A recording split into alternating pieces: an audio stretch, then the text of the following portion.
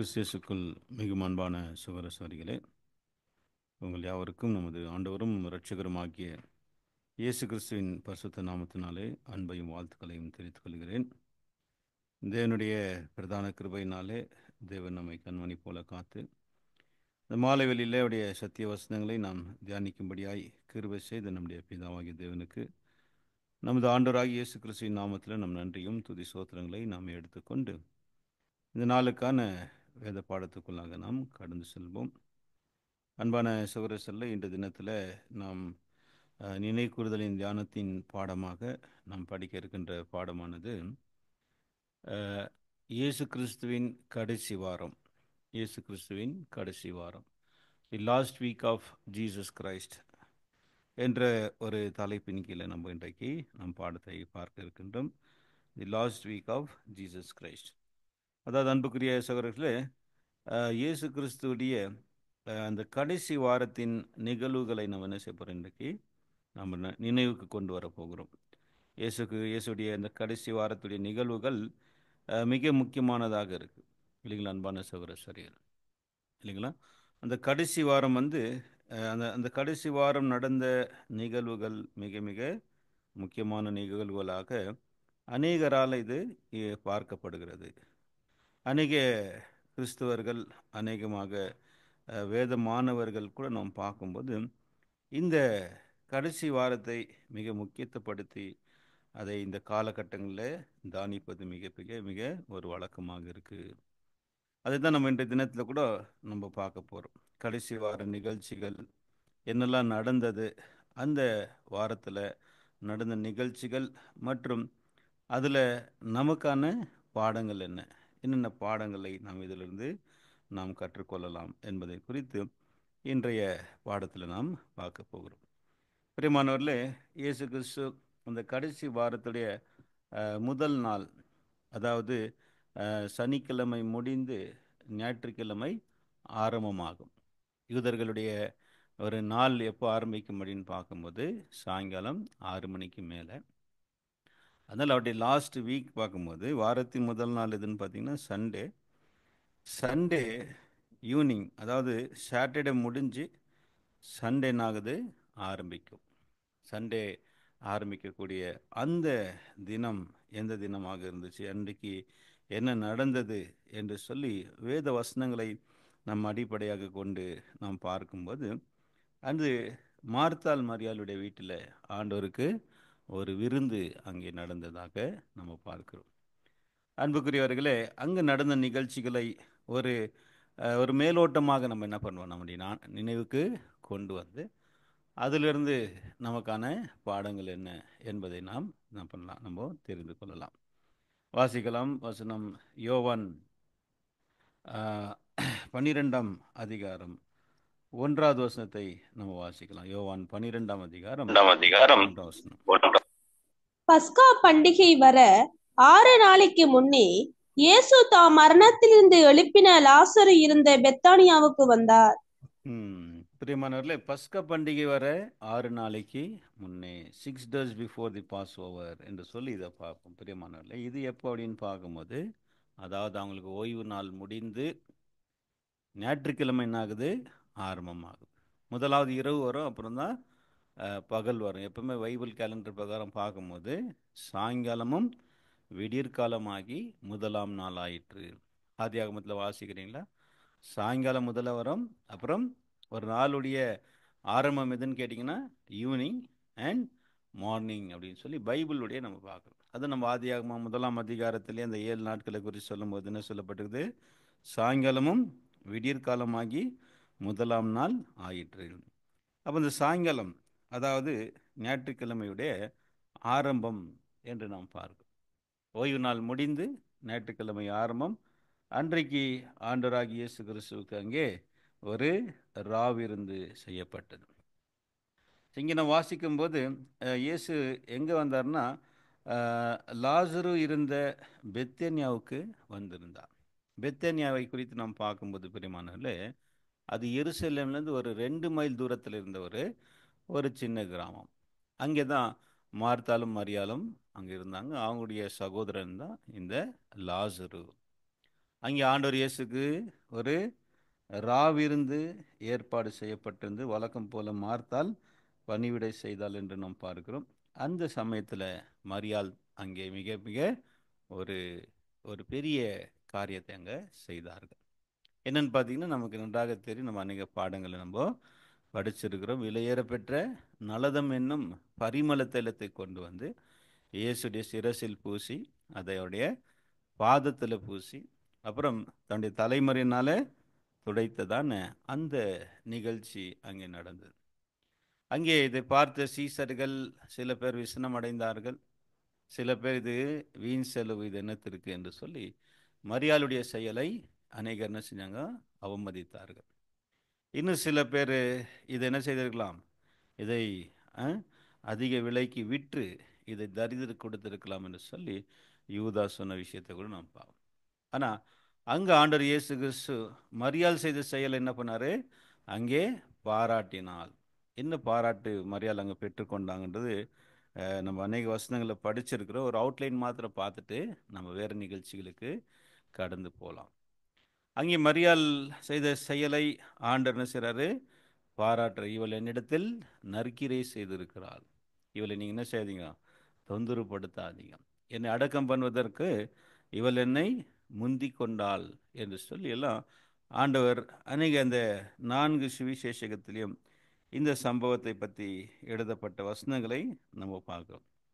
அப்போ பிரியமானவர்களே, இங்கே மரியாள் செய்த ஒரு செயல் நமக்கு மிக ஒரு பாடமாக இருக்கு இல்லைங்க. நாமும் கூட நம்முடைய சகோதரர்களுக்கு என்ன செய்யணும், பரிமள தைலத்தை, அந்த பரணியை உடைத்து அந்த தைலத்தை எடுத்து என்ன செய்யணும், சகோதரருடைய பாதங்களில் பூசி அவருடைய தலைமறையினால் என்ன செஞ்சாங்களா, துடைத்த அந்த செயல் பிரியமானவர்களே, இயேசுடைய சரீர அங்கங்களாகிய அவருடைய சபைக்கு, நம்முடைய சகோதர சகோதரிகளுக்கு நாம் செய்யக்கூடிய ஒரு சேவையை அது என்ன செய்தேன், அது அங்கே நிழலாக காட்டுகிறது, ஒரு அடையாளமாக காட்டுகிறது.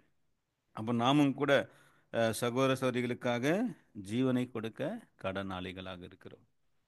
அதான் அங்கே நம்ம யோவானில் வாசிக்கிறோம். 1 யோவான் 3:16 என்ன சொல்றது, நாம் சகோதரருக்காக ஜீவனை கொடுக்க கடனாளிகள் என்று சொல்லி சகோதர அன்பையும் சகோதரருக்கு நம்ம காட்டக்கூடிய அன்பை இந்த இடத்துல என்ன செய்து காட்டக்கூடியதாக இருக்கு. சரிதான், முதல் நாள், அந்த வாரத்துடைய முதல் நாளில் நடந்த ஒரு நிகழ்ச்சி. இதெல்லாம் ஏற்கனவே சில பாடங்கள் நம்ம படிச்சிருப்போம் பிரியமானவர்களே. அடுத்த நாள் அடுத்த நிகழ்ச்சி என்ன அப்படின்னு பார்க்கும்போது பிரியமான சகோதரர்களே, அடுத்த வசனத்தை நாம் வாசிக்கும் போது இது ஞாயிற்றுக்கிழமை காலை மார்னிங், சண்டே மார்னிங் இயேசு கிறிஸ்து எருசலேமுக்குள் என்னாகிறாரு, அவர் பவனி வருகிறதை நம்ம பார்க்கிறோம். வாசிக்கலாம், அந்த வசனத்தை வாசிங்க. அதே அதிகாரம் 12ஆம் அதிகாரத்தில் வசனம் 12வது வசனத்தை நம்ம வாசிக்கலாம். மறுநாளிலே இயேசு எருசலேமுக்கு வருகிறார் என்று பண்டிகைக்கு வந்த திரளான ஜனங்கள் கேள்விப்பட்டு குருத்தோலைகளை பிடித்துக் கொண்டு அவருக்கு எதிர்கொண்டு போகும்படி புறப்பட்டு, ஓசன்னா, கர்த்தருடைய நாமத்தினாலே வருகிற இஸ்ரவேலின் ராஜா ஸ்தோத்தரிக்கப்பட்டவர் என்று ஆர்ப்பரித்தார்கள். ஓகே, பிரியமானவர்களே, மறுநாளிலே இயேசு என்ன செய்றாரு, எருசலேமுக்கு வருகிறார் என்று பண்டிகைக்கு வந்திருந்த ஜனங்கள் கேள்விப்பட்டு, அன்புக்குரிய சகோதரர்களே, அந்த பண்டிகை பார்க்கும்போது அது பஸ்கா பண்டிகை. அதில் பஸ்கா பண்டிகைக்கு வர்றதுக்கு என்ன பண்ணாங்க, அங்கே வந்திருந்த ஜனங்கள் என்ன செஞ்சாங்க அப்படின்னு பார்க்கும்போது குருத்தோலைகளை பிடித்து கொண்டு அவருக்கு எதிர்கொண்டு போகும்படி புறப்பட்டு, ஓசானா, கர்த்தருடைய நாமத்தில் வருகிறவர், இஸ்ரவேலின் ராஜா ஸ்தோத்தரிக்கப்பட்டவர் என்று ஆர்ப்பரித்தார்கள். பிரியமானவர்களே, இதை கூட நம்ம அநேக பாடங்களில் நம்ம படித்திருக்கிறோம் அன்புக்குரிய சகோதர சகோதரிகளே. அப்போ என்ன அப்படின்னு பார்க்கும்போது இயேசு கிறிஸ்து மறுநாள் என்ன செய்யற அப்படின்னு பார்த்தீங்கன்னா, கழுதை மேலே அங்கே பவனி வருகிறார் எருசலேம். இது கூட நம்ம போன பாடத்தை கூட ஒரு தலைப்பில் படிச்சிருந்தோம் இல்லைங்களா, கழுதை மற்றும் கழுதை குட்டி என்ற ஒரு தலைப்பின் கீழே இந்த சம்பவத்தை அடிப்படையாக கொண்டு நம்ம என்ன செஞ்சோம், படிச்சிருந்தோம். சரி, அன்புக்குரிய சகோதரர்களே, இங்கே நம்ம பார்க்கும்போது இயேசு கிறிஸ்து கழுதை மேலே சென்றது நாம் பார்க்கும்போது அது ராஜாவுக்கு செய்யக்கூடிய ஒரு ஒரு கணம், அவரை வரவேற்கக்கூடிய ஒரு ஒரு கஷ்டம், ஒரு கலாச்சாரமாக இருந்துச்சு. அகில இஸ்ரேல் மக்கள் இயேசுவை என்ன செய்கிறாங்க, ஒரு ராஜாவாக அவரை ஏற்றுக்கொண்டு அவரை என்ன செய்கிறாங்க, வரவேற்கிறார்கள் என்பதை நம்ம பார்க்கிறோம். ஸோ இதுதான் அன்றைக்கு நடந்த மறுநாள் சண்டே மார்னிங் அங்கே நடந்த விஷயமாக. இது டேட் பிரகாரம் பார்த்தீங்கன்னா இது பஸ்கா பண்டிகைக்கு 5வது வருவதற்கு ஒரு 5 நாளுக்கு முன்பு, 5 days பிஃபோர். அதை நம்ம பார்த்தோம். 6 days பிஃபோரு பெத்தனியாவிலே அவருக்கு ராவிருந்து நடந்தது. இது மறுநாள் என்று நாம் பார்க்கும்போது நெக்ஸ்ட் டே இயேசு நகராரு எருசலேமுக்குள்ள கழுதை மேலே பவனி வருகிறார்.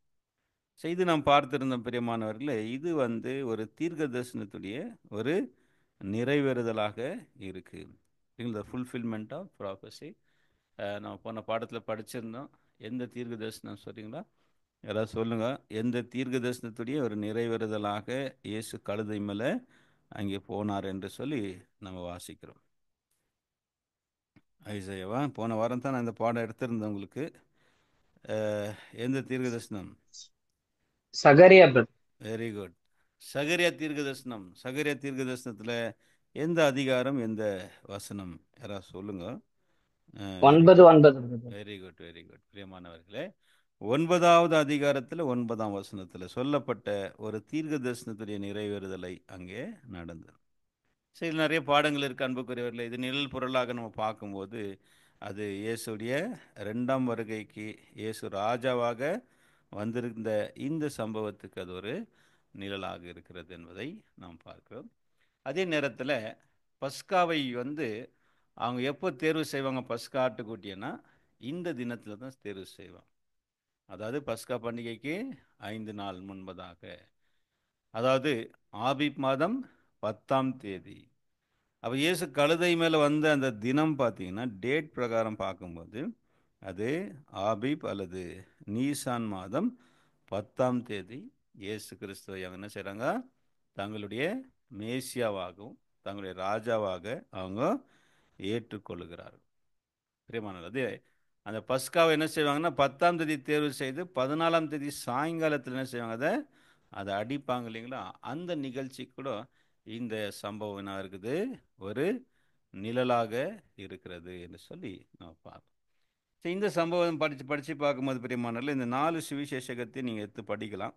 மத்தேயு 21ஆம் அதிகாரம் 1 முதல் 11 வசனங்கள்லையும், அப்புறம் மார்க்கு 11ஆம் அதிகாரத்தில் 1 முதல் 11 வசனங்கள், லூக்கா 19ஆம் அதிகாரம் 28 44 வசனங்கள், அப்புறம் யோவான் 12ஆம் அதிகாரத்தில் 12 முதல் 19 வசனங்கள் வரைக்கும் இந்த சம்பவங்கள்லாம் இருக்குது அங்கே எழுதப்பட்டிருக்கு. இயேசு கிறிஸ்து கழுதை மேலே அந்த எருசலேமுக்கு பவனி வரப்போது என்னெல்லாம் நடந்தது என்பதை ஒவ்வொரு சுவிசேஷர்களும் ஒவ்வொரு விதமாக எழுதியிருக்கிறார்கள் இல்லைங்களா? அப்போ இயேசு இங்கே போகும்போது எல்லா ஜனங்க என்ன செஞ்சாங்களா, ஆர்ப்பரித்தார்கள்.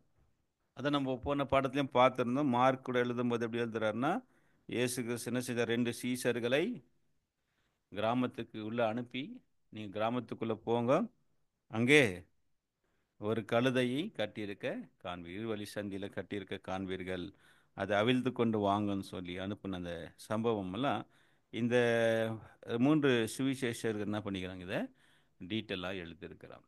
அப்போ என்னெல்லாம் நடந்துச்சு, இதை பார்த்த பரிசேயர்கள் சதுசேயர்கள் என்ன ஆனாங்க அப்படின்னு சொல்லி பார்க்கும்போது அவங்க எரிச்சல் அடைந்தார்கள். இயேசுவை ஜனங்க புகழ்வதை பார்த்து, அவரை யோசனை என்று சொல்லி புகழ்வதை பார்த்து ஜனங்க என்ன பண்ணாங்களா, அந்த பிரதான ஆசாரியர்கள் அவங்க எரிச்சல் அடைந்து என்ன செய்தாங்க அப்படின்னு சொல்லி பார்க்கும்போது அந்த இயேசு கிறிஸ்துவை அவங்க கோபம் அடைந்தார்கள் என்று நாம் பார்க்கணும். வாசிக்கலாம் வாங்க. அது மத்தேயு 21ஆம் அதிகாரம் 15வது வசனத்தை வாசிக்கலாம்.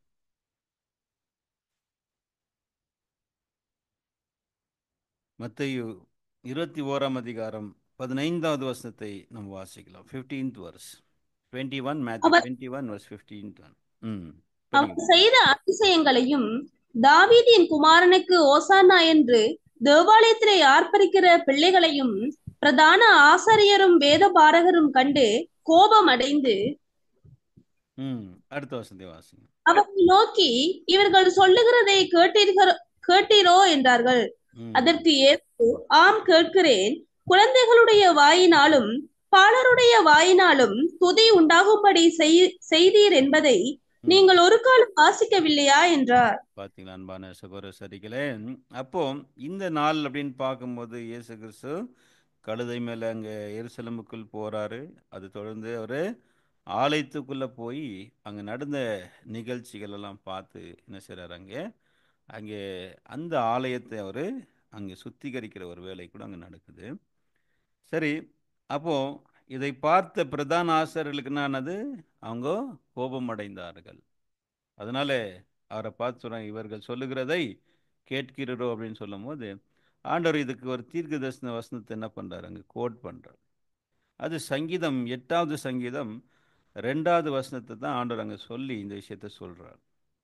பாலகருடைய வாயினால் துதியை உண்டாகும்படி செய்தீர் என்பதை நீங்கள் ஒரு காலம் வாசிக்கவில்லையா என்று சொல்லி காட்டுறான். வாசிக்கலாம், சங்கீதம் 8:2 வாசிக்கலாம். பகைஞனையும் பழிக்காரரையும் அடக்கி போட தேவரீர் உம்முடைய சத்துருக்களின் நிமித்தம் குழந்தைகள் பாலகர் வாயினால் பலனுண்டு பண்ணினீர். பார்த்தீங்களா பிரியமானவர்களே, இந்த வசனத்தை தான் ஆண்டவர் அங்கே என்ன செய்றாரு, அங்கே கோட் பண்ணி அங்கே பதில் கொடுக்கறத நம்ம பார்க்கணும். செய்து அன்பான சகோதரர்களே, இந்த சம்பவம் எப்போ நடந்துச்சு அப்படின்னு பார்க்கும்போது சண்டே மார்னிங் பாருங்க. சண்டே ஆரம்ப சண்டையில் இல்லைங்களா, இயேசு கிறிஸ்துக்கு அன்றைக்கி ராத்திரி ராவிருந்து நடந்துச்சு. அதை முடிச்சுட்டு ஆண்டவர் எங்கே போகிறாருன்னு பார்த்தீங்கன்னா, மறுநாளில் அவர் எருசலேமுக்கு போகிறாரு. எருசலேமுக்கு போய் கழுதை மேல் அவர் அங்கே பவனி வருகிறதை நாம் பார்க்குறோம். அது ஒரு பெரிய ஒரு ஒரு நாங்கள் ஊர்வலமாக இருந்துச்சு. அது பெரிய ஊர்வலமாக இருந்துச்சு. அநேக ஜனங்கள் ஆண்டவர் இயேசுவை என்ன செய்தாங்க, ஓசனா பாடி அவரை வரவேற்றார்கள். அதாவது இயேசுவை அவங்க மேசியா என்று அவங்க ஏற்றுக்கொண்ட விஷயத்தை அது காட்டுகிறது. ஓசனா அப்படின்னாக்கா சேவ் என்ற அர்த்தம், ரட்சியும் என்ற அர்த்தம் குறிக்கிறது. அதனால் அவங்க என்ன நினச்சாங்கன்னா, இயேசு கிறிஸ்து தான் இஸ்ரேல் மக்களை ரோமர்களுடைய அந்த அதிகாரத்திலிருந்து என்ன செய்ய போகிறாரு, நம்மளை ரட்சிக்க வந்திருக்கிறாரு அப்படின்னு சொல்லி அவங்க என்ன பண்ணாங்க, நினைத்தாரு. அந்த சம்பவம் இங்கே இது முதலாவது நம்ம பார்க்கக்கூடியதாக இருக்குது. சரி, நெக்ஸ்ட் இப்போ பார்க்கும்போது இயேசு கிறிஸ்து இந்த அன்னைக்கு அந்த ஆலயத்துக்குள்ளே போயிட்டு எங்கே திரும்புகிறார் அப்படின்னு பார்க்கும்போது அவர் பெத்தனியாவுக்கு திரும்பி போயிடுவார். நகரத்திலிருந்து பெத்தனியாவுக்கு போயிட்டு அங்கே அவர் தங்குவார் என்று சொல்லி நம்ம பார்க்கணும். வாசிங்க அந்த வசனத்தை, 21ஆம் அதிகாரம் மத்த 21:17 வசனத்தை நம்ம வாசிக்கலாம். மேத்யூ 21:17. அவர்களை விட்டு நகரத்திலிருந்து புறப்பட்டு பெத்தானியாவுக்கு போய் அங்கே தங்கினார். பிரியமானவர்களே, அப்போ ஒவ்வொரு நாளும் ராத்திரி ஆண்டவர் எங்கே போவார் அப்படின்னு பார்க்கும்போது ரிட்டர்ன் பேக் டு நாங்கள் பெத்தனியா. காலையில் எருசலேமுக்கு வருவார், ஆலயத்துக்குள்ளே போவார், அங்கே சில காரியங்களை செய்வார். அடுத்து ராத்திரி எங்கே திரும்பிடுவார், பெத்தனியாவுக்கு. அதை இங்கே நம்ம வாசிக்கிறோம். அவர்களை விட்டு நகரத்திலிருந்து புறப்பட்டு பெத்தனியாவுக்கு போய் அங்கே தங்கினோம். அப்போ இந்த லாஸ்ட் வீக் ஆண்டவர் இயேசு கிறிஸ்து யார் வீட்டில் தங்கினார், எங்கே ஸ்பெண்ட் பண்ணார்னு பார்த்தீங்கன்னா பெத்தனியா. பெத்தனியாவுக்கும் எருசலேமுக்கும் இயேசு நைட்டு இருந்தார், போயிட்டு வந்துட்டு இருந்தார். ராத்திரி மார்த்தாள் மாரியாருடைய வீட்டில் தங்கி காலையில் மறுபடியும் புறப்பட்டு வருவார். அடுத்த வசனத்தை வாசிங்க, 18ஆம் வசனத்தை வாசிங்க. இது அடுத்த நாள், நெக்ஸ்ட் டே, அதாவது மண்டே நாம் பார்க்கும்போது இது பஸ்கா பண்டிகைக்கு வர நாங்கள் 4 நாட்களுக்கு முன்பு நடந்த சம்பவம். வாசிங்க, அந்த சம்பவம் என்ன நடந்துச்சு அப்படின்றத நம்ம பார்க்கலாம். 18வது வசனத்தை வாசிங்க, 18th verse. காலையிலே அவர் நகரத்துக்கு திரும்பி வருகையில் அவருக்கு பசி உண்டாயிற்று. பாருங்க பிரியமானவர்களே, அப்போ இந்த சம்பவம் பார்க்கும்போது நாங்கள் மண்டே இல்லைங்களா, மண்டே மார்னிங் அவருக்கு என்ன ஆச்சு அப்படின்னு பார்க்கும்போது அவருக்கு பசி உண்டாயிற்று என்று சொல்லி நாம் பார்க்கணும். ஆக்சுவலி பிரியமானவர்களே, வசனங்கள் கொஞ்சம் மேலே கீழே இருக்குது, கொஞ்சம் மேலே கீழே எழுதப்பட்டிருக்கு. அதனால நம்ம அதை ஆர்டர் பண்ணி படிக்க வேண்டியதாக இருக்கும். ஏன்னா பைபிள் அப்படி தான் இருக்குது. பைபிள் வந்து இங்கே கொஞ்சம் அங்கே கொஞ்சமாக தேவன் என்ன பண்ணிக்கிறாரு, எழுதியிருக்கிறாரு. அதனால நம்ம என்ன செய்யணும்னா இந்த நிகழ்வுகளை நம்ம ஆர்டர் பண்ணி என்ன செய்ய வேண்டியதாக இருக்குது, படிக்க வேண்டியதாக இருக்குது. சரி, இப்போ காலையில் வராரு. காலையில் அவர் ஆண்டவர் இயேசு கிறிஸ்து வழியில் என்ன ஆயிடுச்சுங்களா, வழியில் வரும்போது அவருக்கு பசி உண்டாயிற்று. ஒருவேளை அவசர அவசரமாக காலையில் பிரேக்ஃபாஸ்ட் சாப்பிடாம புறப்பட்டு வந்துட்டாரோ என்னவோ தெரியல. ஆனால் இது இந்த நிகழ்ச்சிக்காகவே அது சொல்லப்பட்டிருக்குன்றதும் தெரியல. ஆக இப்போ என்ன செய்கிறாருன்னு பார்த்தீங்கன்னா, அவருக்கு பசி உண்டாயிற்று. அப்போ அவர் அத்தி மரத்துக்கிட்ட வந்து என்ன செய்கிறாரு, அங்கே பார்க்குறார். வசனம் வாசிங்க, 19வது வசனத்தை வாசிக்கலாம். 19th verse. அப்பொழுது வழியருகே ஒரு அத்தி மரத்தை கண்டு அதனிடத்தில் போய் அதிலே இலையின்றி வேறொன்றும் காணாமல், இனி ஒரு காலம் உன்னிடத்தில் கனி உண்டாகாதிருக்க கடவுது என்றார். உடனே அத்தி மரம் பட்டு போயிற்று. பாருங்க பிரியமானவர்களே, இப்போ அடுத்ததை பார்க்கும்போது ஆண்டவர் என்ன பார்க்குறார் அப்படின்னு பார்த்தீங்கன்னா, அந்த அத்தி மரத்துக்கிட்ட கண்டு அது நேரத்தில் ஏதாவது அகப்படுமா அப்படின்னு சொல்லி போய் பார்த்தாரு. ஆனால் அங்கே என்ன இல்லை, அதில் இலைகளே அன்றி ஒரு என்றையும் காணாமல். அதில் என்ன இல்லைங்களா, வேற இலைகள் தான் இருந்துச்சுங்களா, ஆனால் அதில் கனி இல்லை. அதனால இனி ஒருவனும் ஒரு காலம் உண்டத்தில் கனி உண்டாக இருப்பதா கடவுது என்றார். உடனே அத்திமரம் பட்டு போயிட்டு. பிரியமான சகோதரர்கள, ஆக்சுவலி அத்திமரம் பற்று போனது அங்கே எழுதப்பட்டிருக்கு. ஆக்சுவலி அது அன்னைக்குன்ட்டு, ஆனால் அது நெக்ஸ்ட் டே தான் அங்கே பார்க்குறாங்க. ஆனால் அன்றைக்கு இயேசு கிறிஸ்து சபிக்கிறார், இந்த அத்திமரத்தை சபிக்கிறார். ஆக்சுவலி இதை மார்க் எழுதும்போது எப்படி எழுதுறார் அப்படின்னு பார்த்தீங்கன்னா, அன்றைக்கு வந்து அது அத்திமர கால சீசன் இல்லை, அன்சீசன் என்று சொல்லி சொல்கிறார். அப்போ இயேசு கிறிஸ்து வந்து இந்த அத்தி மரத்துக்கிட்ட கனியை தேடினது அது சரியான ஒரு காலமா அப்படின்னு பார்த்தீங்கன்னா, பைபிள் என்ன சொல்லுதுன்னா அது அத்திப்பழ காலம் இல்லை என்று சொல்லி நாம் பார்க்கணும். வாங்க அந்த மார்க்கில் வாசிக்கலாம். மார்க்கு 11ஆம் அதிகாரத்தில் 12, 13 வசனங்களை நம்ம வாசிக்கலாம்.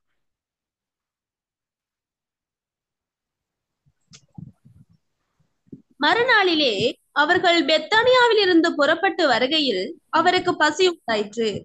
அப்பொழுது இலைகளுள்ள ஒரு அத்தி மரத்தை தூரத்திலே கண்டு அதில் ஏதாவது அகப்படுமோ என்று பார்க்க வந்தார். அத்திப்பழ காலமாய் இராதபடியால் அவர் அதனிடத்தில் வந்தபோது அதில் இலைகள் அல்லாமல் வேறொன்றையும் காணவில்லை. பார்த்தீங்களா அன்பான சகோதரர்களே, நம்ம என்ன பார்க்குறோம் அப்படின்னாக்கா, அது அத்திப்பழ காலமாய் இராதபடினா இது எந்த நாள் அப்படின்னு பார்த்தீங்கன்னா, மண்டே, திங்கட்கிழமை. புரியுதுங்களா அன்பானவர்களே?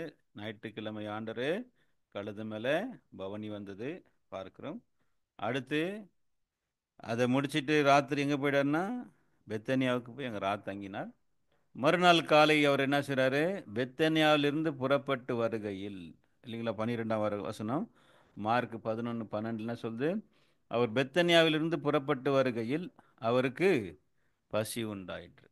அப்போ அங்கே இலைகளுள்ள ஒரு அத்தி மரத்தை தூரத்தில் கண்டு அதில் ஏதாவது அகப்படுமோ என்று சொல்லி கிட்ட போய் பார்த்தா அதில் என்னங்களா, அது அத்திப்பழ காலமாக இல்லாதனால அதில் இலைகளே அன்றி அதில் பழம் இல்லைன்னு சொல்லி நான் பார்ப்பேன். ஆக்சுவலி ஆண்டவர் இயேசு கிறிஸ்து செய்தது இது செயல், இது ஒரு காரணமாக இருக்கா, ஞானமாக இருக்கா அப்படின்னு பார்த்தீங்கன்னா, அன்பானவர்களே, இங்கே பார்க்கும்போது அத்திப்பழ காலம் இல்லாத காலத்தில் எப்படி அதில் பழம் இருக்குன்ற ஒரு கேள்வி நமக்கு என்ன ஆகுது, வருது. ஆக்சுவலி பிரியமான சகோதர செல்ல எப்பவுமே பார்த்தீங்கன்னாக்கா, இந்த அத்தி மரம் வந்து கொஞ்சம் வித்தியாசமான மரம். மற்ற மரங்களை விட இது கொஞ்சம் டிஃப்ரெண்ட். எல்லா மரங்களும் பார்த்தீங்கன்னா ஃபஸ்ட் நாங்கள் பூ பூத்து காய் காய்த்து அப்புறம் கனி வரும். ஆனால் அத்தி மரம் வந்து பூ பூக்குறது ரொம்ப ரேரு. அதான் தான் பழமொழி கூட சொல்லுவாங்க, சில பேர் அத்தி பூத்த மாதிரி வந்துட்டாங்க அப்படின்னு சொல்லி சிலதெல்லாம் சொல்லுவாங்க. அத்தி பூத்த மாதிரி இருக்குது அப்படின்னாக்கா, அத்தி மரம் பூக்குறது ரொம்ப ஒரு அபூர்வமாக இருக்கும். அத்தி பூ பூக்கிறதுக்கு முன்னாடி என்ன வந்துடும்? அதில் கனிகள் வந்துடும், அப்புறம் இலைகள் வரும், அதுக்கப்புறம் இலைகள் வரும். அந்த இலைகள் வந்து என்ன செஞ்சுருக்குன்னு பார்த்தீங்கன்னாக்கா அந்த அத்தி பழத்தை மறைச்சி இருக்கும். அதனால தான் அங்கே இலைகள் இருந்ததுனால ஆண்டவர் என்ன எதிர்பார்த்தாரு? அங்கே கனிகள் இருக்க வாய்ப்பு இருக்குன்றது ஆண்டவர் எதிர்பார்த்து போனார். ஆனால் ஆண்டவருக்கு அது என்ன ஆயிடுச்சுங்க? ஒரு ஏமாற்றமாக இருந்துச்சு. அது என்ன ஆயிடுச்சுங்க? ஏமாற்றமாக இருந்ததுனால அது என்ன செய்றாரு? அவர் அதை சபித்தார். அந்த அத்தி மரத்தை சபிச்சுட்டு எங்கே போகிறாருன்னு பார்க்கும்போது பிரியமானவர்களே, ஆலயத்துக்கு போகிறாரு. அங்கே ஆலயத்தில் என்ன செய்தார் ஆண்டவர் அப்படின்னு சொல்லி நம்ம தொடர்ந்து வாசிக்கும்போது மார்க் 11ஆம் அதிகாரம் 15லேருந்து 17 வரைக்கும் கூட வாசிக்கலாம். வாசிங்க சிஸ்டர். அவர்கள் எருசலேமுக்கு வந்தார்கள். இயேசு ஆலயத்தில் பிரவேசித்து ஆலயத்தில் விற்கிறவர்களையும் கொள்ளுகிறவர்களையும் துரத்திவிட்டு காசுக்காரருடைய பலகைகளையும் புறா விற்கிறவர்களுடைய ஆசனங்களையும் கவிழ்த்து, ஒருவனும் தேவாலயத்தின் வழியாக யாதொரு பண்டத்தையும் கொண்டு போக விடாமல், என்னுடைய வீடு எல்லா ஜனங்களுக்கும் ஜெப வீடு எண்ணப்படும் என்று எழுதியிருக்கவில்லையா? நீங்களோ அதை கள்ளர் குகைகள் ஆக்கினீர்கள் என்று அவர்களுக்கு சொல்லி உபதேசித்தார். பாருங்க பிரியமானவர்களே, அப்பனா இந்த நாள் நாம் பார்க்கும்போது அந்த மண்டே அத்திமரம் சபிக்கப்பட்டது. அடுத்து ஆலயம் என்ன செய்றார்? போயிட்டு அதை சுத்திகரிக்கிறார். Cleansing of the temple. ஆலயத்தை என்ன செய்றாரு? சுத்திகரிக்கிறார். ஆலயத்தை என்ன செஞ்சுட்டு இருந்தாங்க அவங்க அப்படின்னு பார்க்கும்போது அதை அவர்கள் கல்லர் குகை ஆக்கியிருந்தார். கல்லர் குகைன்னா கல்லருங்க திருடர்கள் திருடிட்டு என்ன செய்வாங்க? போய் ஒளிந்து கொள்வாங்க இல்லைங்களா, அதுதான் கல்லர் குகை அப்படின்னு சொல்லுவாங்க. அந்த தேவனுடைய ஆலயத்தை என்ன செஞ்சுட்டு இருந்தாங்களாம்? கல்லர் குகை ஆக்கியிருந்தார்கள். அதாவது அதில் ஃபுல் வியாபாரம் ஒரு ஸ்தலமாக அது என்ன செஞ்சிருந்தாங்க? மாற்றிருந்தாங்க. அதனால ஆண்டவர் என்ன செய்கிறாரு? ஆலயத்தில் பிரவேசித்து ஆலயத்தில் விற்கிறவர்கள் கொல்லுகிறவர்களை துரத்து விட்டு காசுக்காரருடைய பலகைகளையும் புறா விற்கிறவருடைய ஆசனங்களையும் அவரு கவிழ்த்து போட்டார். அவன பிரியமானவர்களே, அங்கே என்ன இதெல்லாம் நடந்துட்டு இருக்குனாக்கா ஒரு பெரிய வியாபாரம். அதாவது பலி செலுத்துகிறவர்கள் அங்கே புறாக்களை வாங்கி என்ன செய்வாங்க? அங்கே பலிகளை செலுத்துவார்கள். அப்புறம் மணி எக்ஸ்சேஞ்ச் இல்லைங்களா, காசுக்காரருடைய பலகைகள் அப்படின்னு பார்க்கும்போது ஆலயத்துக்கு செலுத்தக்கூடிய பணம் வந்து அது ஆலயத்துடைய ஒரு ஒரு பணம் இருந்துச்சு. அதை வந்து பரிசுத்த ஸ்தலத்தின் சேக்கல் என்று சொல்லுவாங்க. அதை அந்த பணத்தை வாங்கி தான் ஆலயத்துக்கு என்ன செய்யணும்? காணிக்காங்க செலுத்தணும். அதனால் அது என்ன செஞ்சுட்டாங்க? அந்த வேறு காசுகளை கொடுத்து அந்த காசை வாங்குவாங்க. அதுதான் மணி எக்ஸ்சேஞ்சு. அப்புறம் புறா விற்கிறவருடைய ஆசனத்தெல்லாம் ஆண்டு என்ன பண்ணிட்டாரு? அதை கவிழ்த்து போட்டார் என்று நம்ம அதை சுத்திகரித்தார் என்று பார்க்குறோம். இது கூட நம்ம பார்க்கும்போது இது கூட ஒரு தீர்க்க தரிசனத்துடைய ஒரு நிறைவேறுதலாக இருக்குது. அதான் என் வீடு எல்லா ஜனங்களுக்கும் ஜெப வீடு என்று என்னப்படும் என்று எழுதியிருக்கவில்லையா அப்படின்னு பார்க்கும்போது அது எங்கே எழுதப்பட்டிருக்குன்னா ஏசாயா 56 7ஆம் வசனத்திலையும் எரேமியா 7:11 ரெண்டு புஸ்தகத்திலையும் இதே வசனம் எழுதப்பட்டிருக்கு. வாசிக்கலாம் வாங்க. ஏசாயா 56:7, அதை தொடர்ந்து எரேமியா 7:11 வாசிக்கலாம்.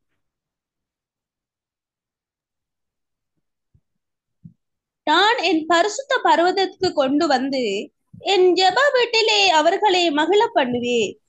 அவர்களுடைய சர்வாங்க தகனங்களும் அவருடைய பலிகளும் என் பலிபீடத்தின் மேல் அங்கீகரிக்கப்பட்டிருக்கும். என்னுடைய வீடு சகல ஜனங்களுக்கும் ஜெப வீடு எண்ணப்படும். பாருங்க பிரியமா, இந்த வசனத்தை தான் ஆண்டவர் அங்கே செய்றாரு? கோட் பண்றாரு. ஏசாயா 56:7 கோட் பண்ணிட்டு சொல்ற என் வீடு எல்லா ஜனங்களுக்கும் ஜெப வீடு.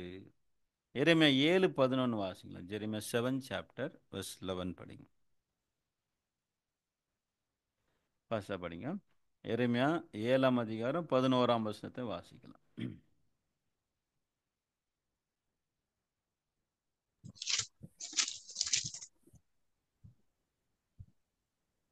என் நாமம் தரிக்கப்பட்ட இந்த ஆலயம் உங்கள் பார்வைக்கு கள்ளர் குகையாயிற்றோ?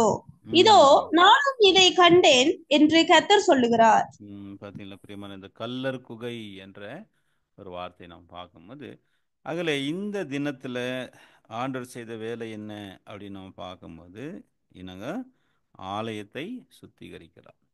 அத்தி மரத்துக்கிட்ட கனி எதிர்பார்த்தார், அங்கே கனி எதையும் கிடைக்கல. அத்தி மரத்தை என்ன செய்றாரு? சபித்தாரு. அடுத்து ஆலயத்துக்குள்ள போகும்போது ஆலயத்தில் என்ன நடந்துருந்துச்சு? வியாபாரம் நடந்துட்டு இருந்துச்சு. அதை கல்லர் குகையாக்கி இருந்தார்கள் இந்த பரிசேயர் சதுசேயர்கள். அதனால ஆண்டவர் என்ன செய்றாரு? அந்த ஆலயத்தை சுத்திகரிக்கிறாரு என்பதை நம்ம பார்க்கிறோம். சரி அன்பானவர்களே, இந்த சம்பவம் பார்க்கும்போது இது கூட ஒரு டைப்பாக இருக்குது, ஒரு நிழலாக இருக்குது. அதாவது அவர் அத்தி மரத்தை சபித்த அந்த சம்பவம் பார்த்தீங்கன்னா, அது வேறு யாரும் அல்ல, அது இஸ்ரேல் மக்களை அது அடையாளப்படுத்து. அத்தி மரம் யாரை குறிக்குது என்றால் இஸ்ரேல் மக்கள். இஸ்ரேல் மக்கள் கிட்ட ஆண்டவர் என்ன எதிர்பார்த்தாரு? கனி எதிர்பார்த்தாரு. ஆனால் அது அங்கே என்ன இல்லை? கனி இல்லை. அதனால யூதர்கள் ஆண்டவர் என்ன பண்ண சபித்தது போலவே அது பட்டு போயிட்டு இல்லைங்களா?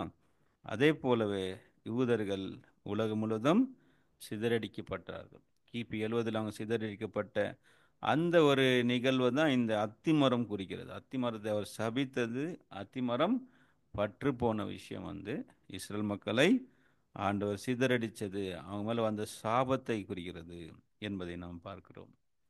அதுக்கப்புறம் அந்த ஆலயத்தை சுத்திகரிக்கிற அந்த வேலை நாம் பார்க்கும்போது, அன்புக்குரியவர்களே, இயேசு கிறிஸ்து இப்போ 2ஆம் வருகையில் ஆலயம் என்பது அவருடைய சபையை குறிக்கிறது. அந்த சபையில் என்ன இருக்குன்னு பார்த்தீங்கன்னா, இந்த கிறிஸ்துவ சபையை இந்த போதகர்கள் என்ன செஞ்சுட்டு இருந்தாங்க? இது ஒரு கல்லர் குகையாகும், இது ஒரு வியாபார ஸ்தலமாக மாற்றியிருந்தோம் ஆதாயத்துக்காக. அதனால் அது ஆண்டவர் என்ன செஞ்சிருக்கார்? அது சுத்திகரிப்பு வேலைகளை செய்து கொண்டிருந்தார். என்ன சுத்திகரிப்புனா, இந்த ஃபால்ஸ் டாக்டரின் தவறான உபதேசங்களை எல்லாம் ஆண்டவர் என்ன பண்ணுறாரு? சுத்திகரித்தார். அந்த ஒரு கிளின்சிங் ஒர்க்கு என்ன நடந்துட்டு. இது மல்கியால கூட இந்த வசனம் இது ஒரு தீர்க்க தரிசனமாக சொல்லப்பட்டிருக்கு. ஆண்டவர் என்ன செய்கிறார்னா, வெள்ளியை அவர் உடமிடுகிறார். வெள்ளி என்றால் சத்தியத்தை குறிக்கிறது என்று சொல்லி நாம் வாசிக்கலாம். மல்கியா 3ஆம் அதிகாரத்தில் 1-2 வசனங்களை நம்ம வாசிக்கலாம். இதோ நான் என் தூதனை அனுப்புகிறேன், அவர் எனக்கு முன்பாக போய் வழியை ஆயத்தம் பண்ணுவான். அப்பொழுது நீங்கள் தேடுகிற ஆண்டவரும் நீங்கள் விரும்புகிற உடன்படிக்கையின் தூதருமானவர் தம்முடைய ஆலயத்துக்கு தீவிரமாய் வருவார். இதோ வருகிறார் என்று சேனைகளின் கர்த்தர் சொல்லுகிறார். ஆனாலும் அவர் வரும் நாளை சகிப்பவன் யார்? அவர் வெளிப்படுகையில் நிலை நிற்பவன் யார்? அவர் புடமிடுகிறவனுடைய அக்கினியை போலவும் வண்ணாருடைய சவுக்காரத்தை போலவும் இருப்பார். அப்புறம் 3ஆம் வசனம். அவர் உட்கார்ந்து வெள்ளியை புடமிட்டு சுத்திகரித்துக் கொண்டிருப்பார். அவர் லேவியின் புத்திரரை சுத்திகரித்து அவர்கள் கர்த்தருடையவர்களாய் இருக்கும் படிக்கும் நீதியாய் காணிக்கையை செலுத்தும் படிக்கும் அவர்களை பொன்னி போலவும் வெள்ளியை போலவும் புடமிடுவார். பாருங்க பிரியமானவர்களே, இந்த ஒரு ப்ராபசி நாம் பார்க்கும்போது, தம்முடைய உடன்படிக்கையின் தூதனானவர் தம்முடைய ஆலயத்துக்கு தீவிரமாய் வருவார்.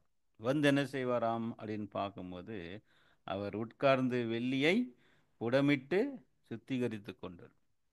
அப்படின்னா இந்த டாக்டரின்ஸுங்க இருக்கு இல்லைங்களா, இந்த நரக போதனைகள், திருத்துவ போதனைகள் கிறிஸ்துவத்துக்குள்ள என்ன வந்துட்டுச்சு? இதெல்லாம் வியாபார நோக்கத்துக்காக கிறிஸ்துவர்கள் கொண்டு வந்திருந்தாங்க.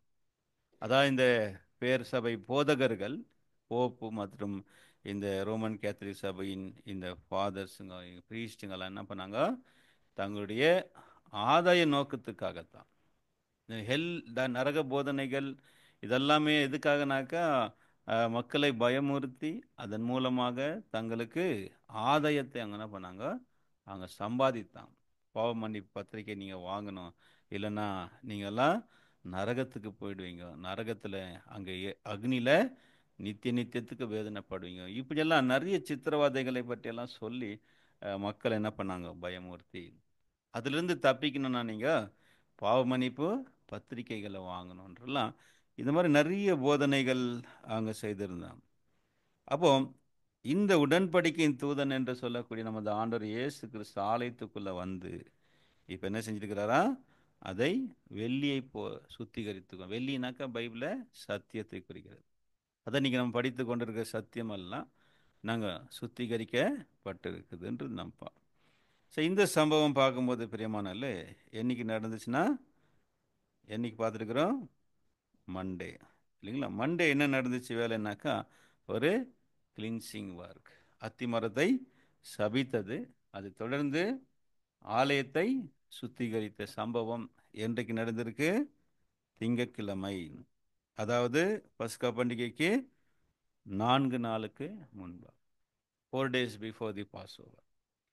சரி, இப்போ அதே போல இயேசு வழக்கம் போல இதை முடிச்சுட்டு எங்கே போவார் ஆண்டவர்? ஆண்டவர் மறுபடியும் பெத்தனியாவுக்கு போய்விடுவார். மார்க் 11ஆம் அதிகாரம் 19ஆம் வசனம். Mark 11 chapter 19th verse. Mark காலமான போது அவர் நகரத்திலிருந்து புறப்பட்டு போனார். பாருங்க, சாயங்காலமான போது அவர் நகரத்திலிருந்து புறப்பட்டு போனார். இயேசு எங்கே போயிட்டார்? மறுபடியும் பெத்தனியாவுக்கு. யார் வீட்டுக்கு? மார்த்தாள் மரியாள் வீட்டில் தான் அன்னைக்கு அந்த வாரம் முழுவதுமாக அந்த இரவை அவர் கழித்தார். சரி அன்பானவர்களே, இது மண்டே நடந்துச்சு. இப்போ நெக்ஸ்ட் டே மறுபடியும் மறுநாள் இயேசு நகராரு. காலை எங்கே வராரு? எருசலேமுக்கு ஆலயத்துக்கு திரும்பி வராரு. வசனம் வாசிங்க. இப்போ 20ஆம் வசனத்தை வாசிங்க. 11 chapter verse 20. மார்க் 11 20ஆம் வசனம். மறுநாள் காலையிலே அவர்கள் அவ்வழியாய் போகும்போது அந்த அத்திமரம் வேரோடே பட்டு போகிறதை கண்டார்கள். பாருங்க பிரியமான, மறுநாள் காலையில் அவர்கள் அவ்வழியாய் போகும்போது அந்த அத்திமரம் வேரோடு பற்று போயிருக்க கண்டார்கள். ஆக்சுவலி இது பார்த்தீங்கன்னா டியூஸ்டே, அதாவது பஸ்கா பண்டிகைக்கு 3 நாட்களுக்கு முன்பு, 3 days before the Passover. பிரியமானவர்களே, என்ன ஆயிடுச்சுங்களா? காலையில் அந்த வழியாக போகும்போது, இது வந்து டியூஸ்டே, ஞாபகம் வச்சுக்கோங்க, இது டியூஸ்டே. காலை அந்த வழியாக போகும்போது என்ன நடந்துச்சுங்களா? அந்த அத்திமரம் பட்டு போயின்றது. இந்த விஷயத்தை வந்து யார் அப்சர்வ் பண்ணுறாருனாக்கா, நாங்கள் பேதுரு இதை நினைவுக்கு வந்து ஆண்டர்கிட்ட இந்த விஷயத்த சொல்கிறோம். கவனிங்க, 21ஆம் வசனத்தை வாசி. 21. பேதுரு நினைவு கூர்ந்து அவரை நோக்கி, ரபி, இதோ நீ சபித்த அத்திமரம் பட்டு போயிற்று என்றான். பார்த்தீங்களா அன்புக்குரியவர்களே? அப்போ இயேசு வந்து அத்திமரத்தை சபிச்சது என்னைக்குன்னா முந்தின நாள் மண்டே. ஆனால் அன்றைக்கி ராத்திரி என்ன இருக்குது? இது பட்டு போயிருக்கு அன்றைக்கி நைட்டு. மறுநாள் காலையில் பார்க்கும்போது கம்ப்ளீட் என்ன இருக்குது? அது இலைகளெல்லாம் அது பட்டு போயிருந்ததை பார்க்குறோம். இதை நோட் பண்ணுறது யார்? இதை ரியலைஸ் பண்ணுறாருனாக்கா யாருங்க? பேதுரு. பேதுரு இதை நினைவு கூர்ந்து அவரை நோக்கி, ரபி, இதோ நீ சபித்த அத்திமரம் பட்டு போயிற்று. நாங்கள் மத்தியில் எழுதும் போது எப்படி எழுதப்பட்டுச்சுனாக்கா, உடனே அது பட்டு போயிட்டுன்று அங்கே எழுதப்பட்டிருக்குல்ல, மத்தியில் படிச்ச இல்லைங்களா? அவர் அத்திமரத்தை சபித்த உடனே அது பட்டு போயிட்டுன்று எழுதிருக்கு. ஆனால் அது அன்னைக்கு பட்டு போல, இன்னைக்கு மறுநாளிலே என்று டியூஸ்டே தான் அது நடந்துச்சு. அதுதான் பேதுரு பார்த்துட்டு சொல்கிறாரு. அதில் மற்ற 21ஆம் அதிகாரம் 20வது வசனத்தை நம்ம வாசிக்கலாம். 21ஆம் அதிகாரம் 20ஆம் வசனம். சீசர்கள் அதை கண்டு, இந்த அத்திமரம் எத்தனை சீக்கிரமாய் பட்டு போயிற்று என்று சொல்லி ஆச்சரியப்பட்டார்கள். பார்த்தீங்களா பிரியமானவர்களே? அப்போ அந்த அத்திமரம் பற்று போன தினம் பார்த்தீங்கன்னா இன்னைக்கு டியூஸ்டே. ஓகேங்களா? டியூஸ்டே நடந்த விஷயம் ஞாபகம் வச்சுக்கோங்க. அடுத்து பார்த்தீங்கன்னா ஆலயத்துக்கு வழக்கம் போல் ஆண்டவர் ஆலயத்துக்குள்ளே போகிறாரு. பிரியமானவர்களே, இந்த நாளில் தான் ஆண்டவர் இயேசு கிறிஸ்து நிறைய ஃபுல் டே மீட்டிங் அங்கே என்ன பண்ணிக்கிறாரு? செய்திருக்கிறார். என்னெல்லாம் நடந்திருக்குனாக்கா, அந்த பிரதான ஆசிரியர்களோட அநேக டிபேட்ஸுங்க, அதாவது வாக்குவாதங்கள் அங்கே நடந்திருக்கு. இயேசுக்கிட்ட அவங்க கேட்குறாங்க இல்லைங்களா? அந்த கேட்ட சம்பவங்கள்லாம் வந்து, அதாவது 21ஆம் அதிகாரத்திலேருந்து நீங்கள் பார்க்கும்போது 25th chapter வரைக்கும், மேத்யூ 21 to 25 வரைக்கும் இருக்கக்கூடிய இந்த சம்பவங்கள் எல்லாமே என்னைக்கு நடந்திருக்குன்னு கேட்டிங்கனாக்கா டியூஸ்டே. பண்ணிக்கிறீங்களா? அதாவது 21ஆம் அதிகாரத்திலேருந்து ஆரம்பிக்கிறாரு ஆண்டவர் இந்த நாங்கள் விஷயத்தெல்லாம். நிறைய உவமைகள் ஆண்டவர் அவங்களோட என்ன பண்ணுறாரு? பேசுகிறார். நிறைய பேரபிள்ஸ். என்னென்ன பேரபிள்ஸ்னால், அந்த தாளந்து பற்றிய ஒரு உவமைகள். அப்புறம் திராட்சை தோட்டத்தை பற்றிய உவமை. ஒரு குமாரனுக்கு ஊழியம் ஒரு குமாரனுக்கு கல்யாணம் செய்த அந்த ஒரு உவமையை சொல்கிறாரு. அப்புறம் உயிர்த்ததலை பற்றி ஒரு பெரிய டிஸ்கஷன் நடக்குது இல்லைங்களா. அந்த சதுசேயர்கள் உயிர்த்தது என்ன பண்ணுறல, நம்புறதில்ல இல்லைங்களா. அப்போ வந்து என்ன பண்ணுறாங்க, சதுசேயர்கள் ஆண்டவர்கிட்ட வந்து கேட்குறாங்க இல்லைங்க, ஒரு மனுஷனுக்கு 7 நாங்கள் ஒரு மனுஷன் வந்து ஒரு ஸ்திரியை விவாகம் பண்ணார். அந்த ஸ்திரீ நாங்கள் அந்த புருஷன் செத்து போனார். அந்த ஸ்திரீ இன்னொருத்தவனுடைய தம்பியை கல்யாணம் பண்ணார். அந்த மாதிரி எல்லாம் நிறைய டிபேட்ஸுங்க, நிறைய ஆர்கியூமெண்ட்ஸுங்க, ஆண்டவர் அவங்கள கொஸ்டின் பண்ணுற விஷயங்கள். அப்புறம் மத்தேயு 23ஆம் அதிகாரத்தில் பரிசேயர்களை ஆண்டவர் கடிந்து கொண்ட அந்த விஷயங்கள். பரிசேயர் சதுசேயர் உங்களுக்கு ஐயோ என்ற ஒரு முழு அதிகாரமே அவங்கள குறித்து எழுதப்பட்டிருக்கு. அப்புறம் 24th சாப்டரில் நாம் பார்க்கும்போது இயேசு கிறிஸ்துடைய 2ஆம் வருகைக்கான அடையாளங்கள், the signs of his second coming பாருங்கள். அப்போ லாங் ப்ரீச்சிங்ஸு அன்றைக்கி ஃபுல்லாக என்ன இருக்குது நடந்திருக்கு. அன்றைக்கி உவமைகள் நடந்திருக்கு. நிறைய டிபேட்ஸுங்க அங்கே அவங்களுக்குள்ள நடந்திருக்குது. ஆண்டவர் அவங்களுக்கு சில கொஸ்டின் பண்ணுறாரு, அவங்க ஆண்டவரை கொஸ்டின் பண்ணுறாங்க, இதெல்லாம் நீ எந்த அதிகாரத்தில் செய்கிற அப்படின்லாம் நிறைய டிஸ்பியூட்ஸு அங்கே அவங்களுக்குள்ள நடந்திருக்கிற சம்பவங்கள். இதெல்லாம் நீங்கள் மத்தேயு 21ஆம் அதிகாரத்துலேருந்து 25ஆம் அதிகாரம் 25th சாப்டரில் பார்த்தீங்கன்னா அந்த தாளந்து பற்றி, அப்புறம் 10 கன்னிகைகள் பற்றிய உவமைகள் அதெல்லாம் அங்கே என்ன பண்ணப்பட்டிருக்குது, சொல்லப்பட்டு செம்மறி ஆடு வெள்ளாடு பற்றிய உவமைகள். அப்போ இதெல்லாம் படிக்கும்போது நமக்கு என்ன தெரியுதுன்னு கேட்டிங்கன்னா, பிரியமானவர்களே, ஒரு லாங் ப்ரீச்சிங்ஸு அன்னைக்கு ஆலயத்தில் நடந்திருக்கு. சரி, இதை முடிச்சுட்டு வழக்கம் போல் ஆண்டவர் மறுபடியும் எங்கே போகிறாருன்னா, மறுபடியும் பெத்தேனியாவுக்கு ஆண்டவர் திரும்பி போகிறார். சரிங்களா. சரி பிரியமானவர்களே, இப்போ நம்ம பார்க்கும்போது இயேசு கிறிஸ்து பெத்தேனியாவுக்கு போகிறாரு. அன்றைக்கி ராத் தங்குறாரு. வெட்னஸ்டே பற்றி நம்ம பைபிளில் ரெக்கார்ட் நமக்கு இல்லை. டோட்டலாக வெட்னஸ்டே ஆண்டவர் இயேசு கிறிஸ்து டோட்டலாகவே பெத்தனியாவிலே என்ன இருக்கிறாரு, இருந்திருக்கிறார். அன்றைக்கி ஒரு நாள் முழுசாக அவருடைய முழு நேரத்தையும் பெத்தனியாவிலே அவர் ஓய்வெடுத்து அங்கே இருந்திருக்கிறாரு. ஸோ இந்த கேப்பில் தான் யூதாஸ் என்ன செஞ்சுருக்கிறான் அப்படின்னு பார்க்கும்போது, பிரதான ஆசிரியர்கிட்ட இயேசுவை குறித்து காட்டி கொடுப்பதை குறித்து அவங்கக்கிட்ட போய் பேரம் பேசியிருக்கிற சம்பவம் நடந்திருக்கு. இது என்னைக்கு நடந்திருக்குன்னு பார்த்தீங்கன்னா வெட்னஸ்டே. வெட்னஸ்டே எந்த குறிப்பும் இல்லை பைபிளில். இயேசுடைய திரும்பி எருசலேமுக்கு அவர் திரும்பி வந்தார்ன்ற எந்த ஒரு குறிப்பும் இல்லை. பிரியமானவர்களே, இந்த கேப்பில் தான் யூதாஸ் போயிட்டு பிரதான ஆசாரியர்களோட அவரை காட்டி கொடுப்பதை குறித்து என்ன செய்கிறாரு, பேசுகிறான். வாசிக்கலாம், அது வசனத்தை நம்ம வாசிக்கலாம். மத்தேயு 26ஆம் அதிகாரத்தில் இயேசுவை காட்டி கொடுக்குற விஷயத்தை குறித்து அவங்கக்கிட்ட அங்கே அவர் பேசின விஷயங்கள் அங்கே எழுதப்பட்டிருக்கு.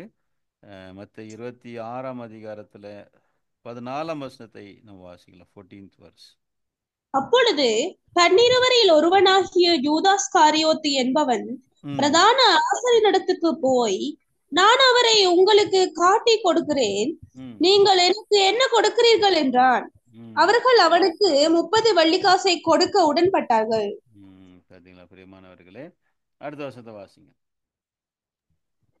அது முதல் அவன் அவரை காட்டி கொடுப்பதற்கு சமயம் பார்த்து கொண்டிருந்தான். போதுங்க பனம். அப்போ இது வந்து வெட்னஸ்டே, அதாவது 3 days before the passover, பஸ்கா பண்டிகைக்கு 2 நாளைக்கு 3 நாளைக்கு முன்னே இந்த சம்பவம் நடந்திருக்கு. இது நடந்த நாள் வந்து வெட்னஸ்டே. வெட்னஸ்டே இயேசு பெத்தனியால இருக்கிறாரு. அந்த கேப்பில் தான் யூதாஸ் தன்னுடைய வேலையை காட்ட ஆரம்பிச்சிருக்கிறார். எப்பவுமே யூதாஸ் சமயம் பார்த்துட்டே இருப்பார் இல்லைங்களா. நம்ம பார்க்குற ராஜ்போஜனத்தில் கூட இயேசு அந்த ஆளுங்களை கூட்டிகிட்டு வர்றதுக்கு என்ன செய்கிறாரு, அங்கே போகிறாரு. அது இங்கே வசனம் கூட வாசிக்கிறோம் இல்லைங்களா. அது முதல் யூதாஸ் என்ன செஞ்சானா, அவரை காட்டி கொடுப்பதற்கு சமயம் பார்த்து கொண்டிருந்தான். ஆக்சுவலி லூக்கா இதை குறித்து எழுதும்போது யூதாஸ்குள் யார், சாத்தான் புகுந்தான் என்று சொல்லி எழுதுகிறார். லூக்கா 22ஆம் அதிகாரம் 1லேருந்து சில வசனங்களை நாம் வாசிக்கலாம். லூக்கா 22 வசனங்கள் 1 வாசிப்போம். பஸ்கா எனப்பட்ட புளிப்பில்லாத அப்ப பண்டிகை சமீபமாயிற்று. ம் அப்பொழுது பிரதான ஆசாரியரும் வேதபாரகரும் அவரை கொலை செய்யும்படி யோசித்து ம் ஜனங்களுக்கு பயப்பட்டபடியினால் எவ்விதமாய் அப்படி செய்யலாம் என்று வகை தேடினார்கள். பாருங்க பிரியமானவர்களே, அதாவது யூதர்கள் ஏற்கனவே என்ன பண்ணிட்டுக்கிறாங்க, பிளான் பண்ணிட்டுக்கிறாங்க, இயேசுவை கொலை செய்யும்படி அவங்க யோசிச்சுட்டு இருந்தாங்க. எப்போ செய்யலாம் இது அப்படின்னு பார்த்துட்டு இருக்கும் போது தான் தக்க சமயத்தில் யார் வந்தது? யூதாஸ் வந்தான். 3 வசனத்தை வாசிங்க அப்படியே. அப்பொழுது 12 ஒருவனாகிய இஸ்காரியோத் என்னும் மறுபேர் கொண்ட யூதாசுக்குள் சாத்தான் புகுந்தான். பாருங்க பிரியமானவர்களே, யூதாசுக்குள் சாத்தான் புகுந்தான். அப்புறம் அன்றைக்கு தினத்தில் ஃபுல் பெரிய டிஸ்கஷன் நடந்திருக்கு. என்னெல்லாம் பேசினான்ட்டு நமக்கு டீட்டெயில் இல்லை. ஆனால் இயேசுவை காட்டி கொடுப்பதற்கான ஆலோசனைகள் அங்கே செய்யப்பட்டிருக்கு. பேரம் பேசப்பட்டிருக்கு. எவ்வளோ கொடுக்குறீங்கன்ற அவரை பார்த்து மத்தியில் வாசித்தீங்களா? நான் அவரை உங்களுக்கு காட்டி கொடுக்குறேன். என்ன கொடுக்குறீங்க நீங்கள்? நீங்கள் எனக்கு என்ன கொடுக்கிறீர்கள் அப்படின்னு சொல்லி ஆண்டவருடைய விஷயத்தை குறித்து என்ன பண்ணிக்கிறாருங்க? அங்கே பேரம் பேசியிருக்கிறாரு. அப்புறம் லூக்கா 22:4 வசனத்தை வாசிங்க. அவரை காட்டி கொடுக்குற வகையை குறித்து அவர்களோடு என்ன செஞ்சானா? ஆலோசனை பண்ணிட்டுக்கிறார் இல்லைங்களா? என்ன ஆலோசனை பண்ணாரு? வாசிங்க சிஸ்டர், 4th verse படிங்க. அவன் பிரதான ஆசாரியனிடத்திலும் சேனை தலைவர்களிடத்திலும் போய் அவரை காட்டிக் கொடுக்கும் வகையை குறித்து அவர்களுடைய ஆலோசனை பண்ணினான். பாருங்க பிரியமான, எவ்வளவு விஷயங்கள் நடந்திருக்குன்னா, இது நடந்த சம்பவம் எல்லாம் புதன்கிழமை நடந்திருக்கு பாருங்க. அப்போ இந்த கேப்பை யார் யூஸ் பண்ணிக்கிற, இந்த சமயத்தை யார் பயன்படுத்திக்கினார் அப்படின்னு பார்க்கும்போது யூதாஸ் இல்லைங்களா? என்ன செஞ்சா? பிரதான ஆசிரியர்கிட்ட போயிட்டு அவரை காட்டி கொடுக்கும் விதத்தை குறித்து, வகையை குறித்து அவர்களோட ஆலோசனை பண்ணான். எப்போ சரியான சமயம் அப்படின்னு அவன் வெயிட் பண்ணிட்டு இருந்தான். இந்த யூதாஸ் வந்த சம்பவம் பார்த்தீங்கன்னா, பிரியமானவர்களே, அந்த பிரதான ஆசிரியர்கள் ரொம்பவும் சந்தோஷப்பட்டாங்களாம். 5 வசனத்தை வாசிங்க. என்ன சொல்லுது பாருங்க. அவர்கள் சந்தோஷப்பட்டு அவனுக்கு பணம் கொடுத்து உடன்பட்டார்கள். பாருங்க, அவங்க சந்தோஷப்பட்டு அவனுக்கு பணம் கொடுக்க உடன்பட்டார். சரி, நாங்கள் உங்களுக்கு 30 வெள்ளிக்காசை கொடுக்குறோன்னு சொல்லி அவங்க ரொம்ப சந்தோஷமாயிட்டாங்க. ஏன்னா ஒரு ஆள் அவங்களுக்குள்ளவே ஒரு ஆள் நாயிட்டுக்கிறாரு, நம்மளுக்கு உதவி செய்கிறாரு அப்படின்ற ஒரு எண்ணத்தில் அவங்க சந்தோஷப்பட்டாங்களாம். அப்புறம் 6 வசனம் கூட வாசிக்கலாம் பாருங்க. என்ன சொல்லுதுனாக்கா, கூட்டமில்லாத வேலையில் அவர் என்ன செய்யலாம்? அவரை காட்டி கொடுக்கலாம். ஜனக்கூட்டம் இல்லாத இடத்துல அவரை காட்டி கொடுக்கலான்ற ஒரு பிளானை பார்த்துட்டே இருக்கிறார். அப்படின்னா யூதாஸுடைய இந்த ஒரு ப்ரீ பிளான்டு நம்ம இந்த இடத்துல நம்ம பார்க்கணும். என்னெல்லாம் யோசனை பண்ணியிருப்பாரப்பா யூதாஸு. அந்த இதில் நீங்கள் பார்க்கும்போது யூதாஸுடைய மைண்டில் எல்லாமே என்ன இருக்கும்? இதுதான் ஓடிட்டே இருந்திருக்கும். வாசிங்க இப்போ 5 வருஷத்தையும் வாசி. சரி, 6 அதற்கு அவன் சம்மதித்து ஜனக்கூட்டம் இல்லாத வேளையில் அவரை அவர்களுக்கு காட்டிக் கொடுக்கும்படி சமயம் தேடினான். பாருங்க பாருங்க பிரியமானவர்களே, நம்ம ஒவ்வொரு வசனங்களையும் நம்ம தேடி படிக்கும் போது அந்த நடந்த விஷயத்தை நம்ம என்ன பண்ண முடியுது? நம்மளால ஒரு ஆர்டர் பண்ண முடியுது, ஆர்டர் பண்ணி பார்க்க முடியுது. யூதாஸ் அதை எப்போ செஞ்சாரு, எப்படியெல்லாம் செய்திருக்கிறாரு என்பதெல்லாம் அங்கே பிளான் பண்ணியிருக்கிறத நாம் பார்க்கணும். அதனால இந்த நாள் புதன்கிழமை நடந்திருக்கு. சரி பிரியமானவர்களே, அடுத்து பார்த்தீங்கன்னாக்கா தர்ஸ்டே, நெக்ஸ்ட் டே நாங்கள் தர்ஸ்டே தான் ஆண்டவர் இயேசு கிறிஸ்து என்ன ஆகிறாருன்னு பார்த்தீங்கன்னாக்கா, மறுபடியும் எங்கே வராரு? எருசலேமுக்கு வரார். எருசலேமில் என்ன செய்தார் அப்படின்னு பார்க்கும்போது அங்கே அவருக்கு அங்கே பஸ்காவை என்ன செய்தாங்க? ஆயத்தப்படுத்தினாங்க. ஆக்சுவலி ஆண்டவர் இயேசு அங்கே பஸ்காவை ஆசரிச்சாரான்ற ஒரு கேள்வி ஒன்று இருக்குது. இயேசு கிறிஸ்து பஸ்கா ஆட்டை ஆசரிச்சாரா, இல்லை வெறும் ராபோஜனத்தை அங்கே ஆசரிச்சார்ன்ற ஒரு கேள்வி கூட அநேகருக்கு இருக்குது. அதுக்கு 2 விதமான கருத்துக்களும் கூட இருக்குது. 2 விதமான கருத்துக்கள் இருக்குது. வாசிக்கலாம் வாங்க. இப்போ சீசர்கள் இயேசுக்கிட்ட கேட்குறாங்க, பஸ்காவை நாம் புசிப்பதற்கு எங்கே ஆயத்தம் பண்ணலாம் அப்படின்னு சொல்லி ஆண்டர்கிட்ட கேட்குறாங்க. அதை நம்ம வாசிக்கலாம் வாங்க. 26 சாப்டர் வெர்ஸ் 17 படிங்க. 26ஆம் அதிகாரம் மத்தேயு 17ஆம் வசனத்திலிருந்து வாசிக்கலாம்.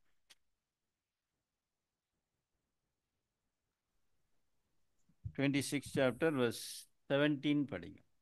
புளிப்பில்லாத அப்ப பண்டிகையின் முதல் நாளிலே சீசர்கள் இயேசுவினிடத்தில் வந்து, பஸ்காவை புசிப்பதற்கு நாங்கள் எங்கே உமக்கு ஆயத்தம் பண்ண சித்தமாய் இருக்கிறீர் என்று கேட்டார்கள். பாருங்க, அப்ப இந்த விஷயத்தை குறித்து 2 விதமான ஒரு ஒப்பீனியன்ஸுங்க இருக்கு. என்னன்னாக்கா, பஸ்காவை புளிப்பில்லா அப்ப பண்டிகையின் முதல் நாளிலே, ஆக்சுவலி இயேசு சிலுவையில் அறியப்பட்டது என்னைக்கு அப்படின்னு பார்த்தீங்கன்னாக்கா, பஸ்கா தினத்தன்னைக்கு தான் இயேசு நானாரு சிலுவையில் அறியப்பட்டார் இல்லைங்களா? பஸ்கா தினத்தின் அன்னைக்கே இயேசு நானாரு சிலுவையில் அறியப்பட்டார். எப்படி ஒரே நேரத்தில் அவர் பஸ்காவும் புசித்தார், அவரே பஸ்காவாக நானாரு சிலுவையில் பலியானார் ஒரே ஒரே இதில் அப்படின்னு சொல்லி அநேகருக்கான ஒரு கேள்வி இருக்குது. ஆனால் பிரியமானவர்களே, சகோதரர் ரசல் கூட இதை குறித்து சொல்லும்போது, இயேசு கிறிஸ்து வந்து ஆபிப் மாதம் நீசான் மாதம் 14ஆம் தேதியுடைய ஆரம்பத்தில் சீசர்களோடு என்ன செஞ்சார், இதை புசித்திருக்கிறார். ஆக்சுவலி அவர் பஸ்காவை புசித்தார் என்பதற்கு நமக்கு பைபிள் வசனங்க கிடையாது. அதாவது பஸ்கானாக்கா என்ன இருக்கணும்னாக்கா, இறைச்சி இருக்கணும் இல்லைங்களா? ஆட்டுடைய இறைச்சி இருக்கணும், அப்புறம் புளிப்பில்லாத அப்பம், கசப்பான கீரைகள், அதுதான் அந்த மீல், பஸ்கா மீல் அப்படின்னு. அது என்னென்ன இருக்கும் அதில் என்னங்க, ஆட்டுக்குட்டி அதோடைய மாம்சத்தை என்ன செய்வாங்க, புசிப்பாங்க. நெக்ஸ்ட்டு புளிப்பில்லாத அப்பம், கசப்பான கீரைகள், இது அவங்க ஆசரிச்சாங்கன்றதுக்கு நமக்கு எந்த ரெக்கார்டு இல்லை. ஆனால் என்ன இருக்குது, அப்பமும் திராட்சை ரசத்தை அவங்க என்ன செஞ்சுக்கிறாங்க, புசித்திருக்கு. அதனால் ஒரு சிலருக்கு இது ஒரு கொஸ்டினாக தான் இருக்குது. அதனால் இங்கே வசனம் கூட என்ன சொல்லுதுன்னா, பஸ்காவை அவங்க ஆயத்த பண்ணினார்கள் அப்படின்னு சொல்லப்பட்டிருக்கு. 19ஆம் வசனத்தை வாசிங்க, அதில் 19th verse. இயேசு கற்பித்தபடி சீசர்கள் போய் பஸ்காவை ஆயத்தம் பண்ணினார்கள். பிரியமானவர்களே, இயேசு கற்பித்தபடி அவங்க போய் என்ன பண்ணாங்களா, பஸ்காவை ஆயத்த பண்ணினார்கள். அதுக்கான ப்ரிப்ரேஷன்ஸ் நமக்கு தெரியும். அதாவது அது எங்கே நடந்துச்சு, இதிலெல்லாம் தனித்தனி பாடங்கள் இருக்குது. இயேசு என்ன பண்ணுறாரு, இங்கேயும் ஒரு சீசர்களை அனுப்புகிறாரு. நீங்கள் என்ன பண்ணுங்க, ஒரு என்னங்க ஒரு நகரத்துக்குள்ளே பிரவேசித்தவுடன் என்ன பண்ணீங்க, தண்ணீர் குடம் சுமந்து போகிற ஒரு மனுஷனை பார்ப்பீங்க. இதெல்லாம் ஒரு செப்பரேட் பாடம். நம்ம வரையும் நடந்த நிகழ்ச்சிகளில் மாத்திரம் நான் சொல்லிட்டு போகிறேன். அது தனித்தனியாக பாடங்களில் படிக்கும் போது தான் அது ஒரு இன்ட்ரெஸ்டிங்காக இருக்கும். அதனால் என்ன சொல்கிறாருன்னா, நீங்கள் நகரத்துக்குள்ளே போன உடனே தண்ணீர் குடம் சுமந்து வருகிற ஒரு மனுஷனை காண்பீங்க, அவன் பின்னாடியே போங்க. அப்போ அவங்க ஒரு மேல் வீட்டு அறை என்ன செய்வார், உங்களுக்கு காட்டுவார். அங்கே நீங்கள் என்ன செய்யுங்க, பஸ்காவை ஆயத்தப்படுத்துங்கள் என்பதாக சொல்லப்பட்டிருக்கு. இது நம்ம லூக்கா 22ஆம் அதிகாரத்தில் இந்த சம்பவத்தை நம்ம வாசிக்கலாம். மார்க்கில் வாசிக்கலாம். மார்க்கு 14ஆம் அதிகாரத்தில் 12 சில வசனங்களை வாசிங்க. Mark 12 chapter verse 14 chapter 12 onwards படி. பஸ்காவை பலியிடும் நாளாகிய புளிப்பில்லாத அப்பம் சாப்பிடுகிற முதல் நாளிலே அவருடைய சீசர்கள் அவரிடத்தில் வந்து, நீர் பஸ்காவை புசிப்பதற்கு நாங்கள் அங்கே போய் ஆயத்தம் பண்ண சித்தமாய் இருக்கிறீர் என்று கேட்டார்கள். அப்புறம் அடுத்த வசனத்தை படி. அவர் தம்முடைய சீசரில் 2 பேரை நோக்கி, நீங்கள் நகரத்துக்குள்ளே போங்கள், அங்கே தண்ணீர் குடம் சுமந்து வருகிற ஒரு மனுஷன் உங்களுக்கு எதிர்படுவான், அவன் பின்னே போங்கள். சரிங்களா பிரியமானவர்களே, இது ஒரு தனி பாடம் நமக்கு இருக்கு. அந்த தண்ணீர் குடம் சுமந்து வருகிற அந்த மனுஷன், அவன் பின்னே போங்கள், அப்புறம் அவர் ஒரு மேல் வீட்டு அறையை உங்களுக்கு என்ன செய்வான், அங்கே காண்பிப்பான் அப்படின்னு எல்லாம் இருக்கு இல்லைங்களா? அப்படியே படிங்க பாருங்க, தொடர்ந்து வாசிங்க. 14 வரைக்கும் படிங்க, 15 வரைக்கும் படிங்க.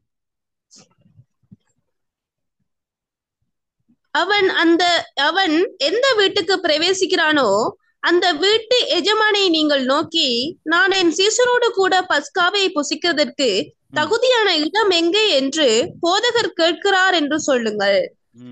அவன் கம்பள முதலானவைகளை விரித்து ஆயத்தம் பண்ணப்பட்டிருக்கிற விஸ்திரமான மேல் வீட்டறையை உங்களுக்கு காண்பிப்பான். ம். அங்கே நமக்காக ஆயத்தம் பண்ணுங்கள் என்று சொல்லி அனுப்பினார். பாருங்க பிரியமானவர்களே, இது ரொம்ப பெரிய ஒரு வேலை. அநேக சம்பவங்கள் என்ன இருக்குது நடந்தது. ஃபர்ஸ்ட் இன்சிடென்ட்ஸ் என்னன்னாக்கா preparing for the passover, அதாவது பஸ்காவுக்கான ஒரு ஆயத்தங்கள் என்ன செய்கிறாங்க. ஒரு மேல் வீட்டு அறையை அவங்க ஆண்டு சொல்லி அனுப்புகிறாரு. நகரத்துக்குள்ளே போங்க, தண்ணீர் கூட சுமந்து வருகிற ஒரு மனுஷன் உங்களுக்கு எதிர்ப்படுவான், அவனை ஃபாலோ பண்ணிட்டே போங்க. அந்த அவன் என்ன பண்ணுவார், ஒரு மேல் வீட்டு அறையை உங்களுக்கு காண்பிப்பான். அதுதான் தகுதியான இடம். அங்கே என்ன பண்ணுங்க, ப்ரிப்பேர் பண்ணு. ஆக்சுவலி அது மாறக்கூடிய வீடாக தான் இருக்கணும் அப்படின்னு சொல்லி சகோதரன் கூட நிறைய ஸ்காலர்ஸ் என்ன சொல்கிறாங்கன்னா, அது யாருடைய வீடு, அது மாறக்கூடிய வீடாக தான் இருக்கணும் அப்படின்னு சொல்லி கூட சொல்லப்படுது. சரி, அங்கே மேல் வீட்டு அறையில் அப்பர் ரூமில் ஆண்டவருக்கு இயேசுக்கு என்ன பண்ணப்பட்டது, அங்கே பஸ்கா ஆயத்தம் பண்ணப்பட்டது. இந்த பஸ்காவை குறித்து ஆண்டவர் சொல்லும்போது என்ன சொல்கிறாருன்னா, இதை புசிக்க அவர் மிகவும் ஆசைப்பட்டதாக சொல்கிறார். ஆக்சுவலி அவர் பேசின விஷயம் ஒரு சிம்பாலிக்காக இருக்கலாம் அப்படின்ட்டு கூட சில பேர் யோசிக்கிறான். என்ன பஸ்காவை புசிக்க அவர் ஆசைப்பட்டார்னா, அவரே என்னாகணும், பஸ்காக ஆக போகிற விஷயம் இதுதான். இதுக்காக தான் நான் ரொம்ப நாள் என்ன பண்ணுறாரு, எதிர்பார்த்தா அதோடைய ஃபுல்ஃபில்மெண்ட், பஸ்காவுடைய ஃபுல்ஃபில்மெண்ட்டை தான் இயேசு இப்படி சொன்னார் அப்படின்னு சொல்லி நிறைய பேர் யோசிக்கிறாங்க. வாசிங்க லூக்கா 22:14 வாசிங்க. லூக் 22:14 படி. வேலை வந்த போது அவரும் அவரோட கூட 12 அப்போஸ்தலரும் பந்தி இருந்தார்கள். பந்தி இருந்தார்கள். அப்புறம் அடுத்த வசனம் வாசிங்க. நெக்ஸ்ட் அப்பொழுது அவர் அவர்களை நோக்கி, நான் பாடுபடுகிறதுக்கு முன்னே உங்களுடனே கூட இந்த பஸ்காவை புசிக்க மிகவும் ஆசையாயிருந்தேன். அப்போ நான் பிரியமானவர்களே, இந்த வசனங்கள்லாம் சொல்லும் போது இயேசு பஸ்காவை ஆசரித்ததாக நமக்கு என்ன ஆகுது, வசனங்கள் அப்போ இப்படி சொல்லப்படுது. ஆனால் பஸ்காக்கான அந்த நாங்கள் அந்த மாமிசம், ஆட்டுடைய மாமிசமும், அப்புறம் அப்பம் இருந்திருக்கு, புளிப்பான அப்பம், அப்புறம் என்னங்க கசப்பான கீரை. ஆக்சுவலி அப்பம் திராட்சரசம் தான் அங்கே புசித்தார்கள் என்ற ஒரு ரெக்கார்டு நமக்கு இருக்கிறதுனால இங்கே ஒரு கேள்வி நமக்கு இருக்குது. இது வந்து ரெண்டு ஒப்பீனியனும் இருக்குது. இயேசு பஸ்காவை ஆசரித்திருக்கலாம் இல்லைங்களா, இல்லை ஆசரிக்காமல் வெறும் அப்பமும் திராட்சரசமும் தன் சீசர்களுக்கு என்ன பண்ணிக்கிறாரு கொடுத்து இதை ஆரம்பிச்சிருக்கலாம். ஆனால் அவர் சொன்ன விஷயங்கள் ஒரு சிம்பாலிக்காக இருக்கும். அதாவது அவரே பஸ்காவாக அடிக்க போகிற விஷயத்தை தான் அவர் என்ன சொல்லியிருக்கிறாரு, இந்த பஸ்காவை புசிக்க மிகவும் ஆசையாக இருந்தேன். இது ஒரு சிம்பாலிக்காக ஆண்டவர் என்ன பண்ணிக்கலாம் பேசிடலாம். இப்போது ஆண்டவர் இதில் கூட பேசும்போது அப்படி தான் பேசுகிறார் இல்லைங்களா. யோவான் 6:அதிகாரத்தில் என் மாம்சத்தை புசித்து என் இரத்தத்தை பானம் பண்ணுகிறவனுக்குள்ள நித்திய ஜீவன் இருக்குன்னவன்னு அங்கே இருந்த சீசர் என்ன நினச்சிட்டாங்க, இயேசு லிட்ரலாக பேசுகிறான்னு நினச்சார். மாம்சத்தை புசிக்கணும், அவருடைய மாம்சத்தை எப்படி புசிக்க கொடுப்பார் அப்படின்ற ஒரு கொஸ்டின் வருது அவங்களுக்குள்ள. எப்படி ரத்தத்தை எப்படி குடிக்கிறது அப்படின்னு சொல்லி. ஏன்னா யூதர்கள் ரத்தத்தை குடிக்க மாட்டாங்க இல்லைங்களா. அப்போ ஆண்டவர் சொல்ற, ரத்தத்தை மாம்சத்தை புசித்து என் ரத்தத்தை பானம் பண்ணாவிட்டால் அவனுக்குள்ள நித்திய ஜீவன் இல்லை அப்படின்றார். இப்போ இங்கே புசிக்கிறதும் குடிக்கிறதும் எப்படி ஒரு சிம்பாலிக்காக அதுக்கான மீனிங் இருக்கு இல்லைங்களா. அந்த அர்த்தத்தில் தான் இங்கே ஆண்டவர் பேசியிருக்கலான்ற ஒரு சஜஷன் கூட இருக்குது. அதனால் இது நமக்கு டிஸ்பியூட் வேண்டாம். அதாவது பண்ணறான் எப்படி வேணும் நம்ம என்ன பண்ணலாம், இதை நம்ம எடுத்துக்கலாம். இது ஒரு இது ஆர்கியூ பண்ணுற மாதிரி ஒரு பெரிய ஒரு விஷயம் இல்லை. ரெண்டு கருத்துக்களும் அங்கே இருக்குது. ஆனால் இப்போ பாயிண்ட் என்னன்னாக்கா, பஸ்காவை எப்போ அடிக்கணும், பஸ்காவை எப்போ அடிக்கணும்னாக்கா 14ஆம் தேதி சாயங்காலத்தில் அடிக்கணும். ஆனால் அன்னைக்கு தான் இயேசு கிருஷ்ணனார் சிலுவையில் அறியப்பட்டார் இல்லைங்களா. காலையிலேயே அவர் என்ன பண்ணிட்டாங்க, அரைஞ்சிட்டாங்க. அப்போ எப்படி அவர் பஸ்காவை புசித்தார், சரியான ஒரு டேட் பிரகாரம் அவர் ஃபாலோ பண்ணலையன்ற ஒரு நாங்கள் ஒரு கொஸ்டின் இங்கே ரைஸ் ஆகுது இல்லைங்களா. அன்பானவர்களே, பஸ்காவை எப்போ அடிக்கணும்னா 14ஆம் தேதி சாயங்காலத்தில் தான் அடிக்கணும்.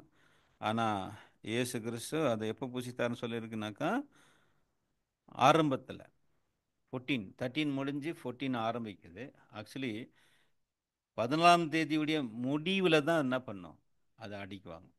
14ஆம் தேதி முடிஞ்சு 15ஆம் தேதி என்ன பண்ணுவாங்க, அதை சாப்பிடுவாங்க. அதை நான் ஆரம்பத்திலே சொன்னேன். யூதர்களுக்கு நாள் எப்போ ஸ்டார்ட் ஆகும், ஈவினிங்.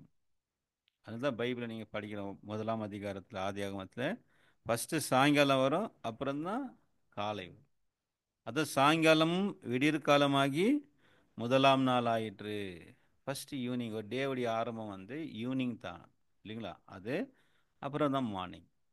அப்போது இந்த 14ஆம் தேதியுடைய ஆரம்பம் வந்து இந்த சாயங்காலம் மார்னிங்கில் தான் என்ன பண்ணுவாங்க, 3 மணிக்கு அதை என்ன செய்வாங்க, அதை டேல தான் அதை என்ன செய்வாங்க, அடிப்பாங்க.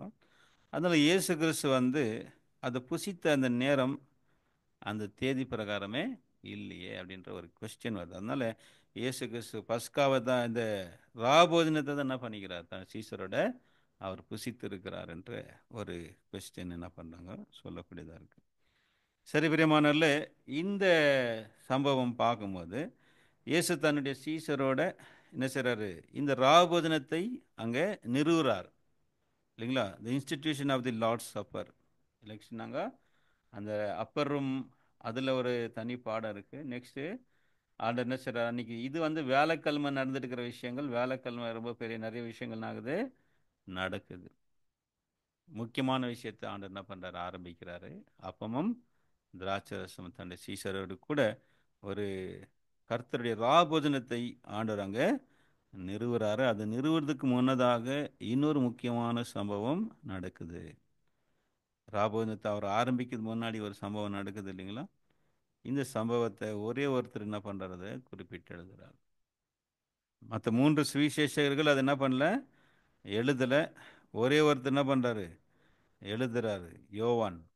என்ன சம்பவம் அது, கால்களை கழுவுறது. வெரி குட் இல்லைங்களா? சீசர்களுக்குள்ள என்ன நடந்துட்டு இருக்கு, யார் பெரியவன்ற வாக்குவாதம் அவங்களுக்குள்ள வழியிலேயே ஸ்டார்ட் ஆகிட்டு இருக்கு இல்லைங்களா? போகிற வழியிலேயே என்ன ஆகிட்டுக்குது, யார் பெரியவன்ற வாக்குவாதம் அவங்களுக்குள்ள உண்டாச்சு. இதெல்லாம் தான் சொல்லணும் இல்லைங்களா பிரியமான? இதெல்லாம் வசனங்கள் அங்கே அங்கே கொஞ்சம் இங்கே கொஞ்சமாக இருக்கிறத நம்ம என்ன பண்ணிட்டு இருக்கிறோம், அந்த இன்சிடென்ட்ஸுங்களை ஒரு ஆர்டர் பண்ணி படிச்சுட்டு இருக்கிறோம். அதில் நமக்கு என்னெல்லாம் பாடங்கள் இருக்குன்றதை நாம் பார்த்துருக்கிறோம். சரி, இப்போ ராபோஜனத்தை ஆண்டவர் ஆரம்பிக்கிறது முன்னதாக ஒரு முக்கியமான சம்பவம் நடந்திருக்கு. அதுதான் நாங்கள் இயேசு தன்னுடைய சீசருடைய கால்களை கழுவவும் தன் கட்டியிருந்த சீலையில் அந்த பாதத்தை துடைக்க ஆரம்பித்தார். அதுக்கு எல்லாரும் ஓகே பண்ணாங்களா? எல்லாரும் அதை ஏற்றுக்கினாலும் பேதுரு அதை என்ன பண்ணுறாரு, அப்போஸ் பண்ணுறார் இல்லைங்களா? நீர் ஒரு காலம் என் கால்களை கழுவப்படாது என்று சொல்லி அதற்கு எதிர்ப்பு தெரிவிக்கிறார். நான் ஆண்டவர் சொல்லிட்டார், என்னுடைய கால்களை கழுவாவிட்டால் என்னிடத்தில் உனக்கு பங்கு இல்லைன்னு சொன்ன உடனே தான் அதுக்கு அனுமதிச்சார். இதெல்லாம் நமக்கு தனித்தனியான பாடங்கள் நம்ம எடுத்துக்கலாம். சரிங்களா? அது இயேசு அவருடைய கால்களை கழுவுனது மூலமாக சீசர்களுக்கு என்ன பாடம் சொல்லி கொடுத்தாருன்னா, பெரியவனாக இருக்கிறவன் ஊழியக்காரனாக என்ன செய்யணும், நானே போதகரும் ஆண்டவருமாகிய நானே உங்கள் கால்களை கழுவியதுண்டால் நீங்கள் ஒருவருடைய கால்களை ஒருவர் கழுவ கடவீர்கள். அந்த ஒரு பாடத்தை தான் அங்கே ஆண்டவர் தாழ்மைக்கான ஒரு பாடத்தை அங்கே சொல்லி கொடுத்ததை நம்ம பார்க்கிறோம். ஷார்ட்டாக ஓவராலாக நம்ம பார்க்கும்போது சரி பிரியமான, இது முடிஞ்ச பிறகு இயேசு கிறிஸ்து அங்கே ராபோஜனத்தை ராத்திரி முடித்து எங்கே போகிறாரு, அன்னைக்கு வேலைக்கிழமை நம்ம பார்க்கும்போது அவர் கெத்செமனே தோட்டத்துக்கு போகிறார். ஒரு ஸ்தோத்திர பாட்டை அவங்க என்ன செஞ்சாங்களா, பாடினார்கள் என்று சொல்லி நாம் பார்க்குறோம். 26ஆம் அதிகாரம், மத்தேயு 26ஆம் அதிகாரம், மத்தேயு 26ஆம் அதிகாரத்தில் ஆண்டு இந்த ராபோஜனத்தை முடிச்சுட்டு எங்கே போகிறாங்கன்னா கெத்செமனேக்கு போகிறாங்க. வசனம் வாசிங்க, 30ஆம் வசனம், 26-30. அவர் ஸ்தோத்திர பாட்டை பாடின பின்பு ஒலிவமலைக்கு புறப்பட்டு போனார். பாருங்க பிரியமானங்களே, ஒலிவமலைக்கு புறப்பட்டு, அதான் கெத்செமனே. கெத்செமனே என்னங்க மீனிங்கு, ஒலிவ பழங்களை, ஆயில் ப்ரெஸ். அங்கே நிறைய ஒலிவ மரங்கள் இருந்துச்சு இல்லைங்களா? அந்த அந்த தோட்டத்துக்கு பேர் தான் நாங்கள் கெத்செமனே. சரிங்களா?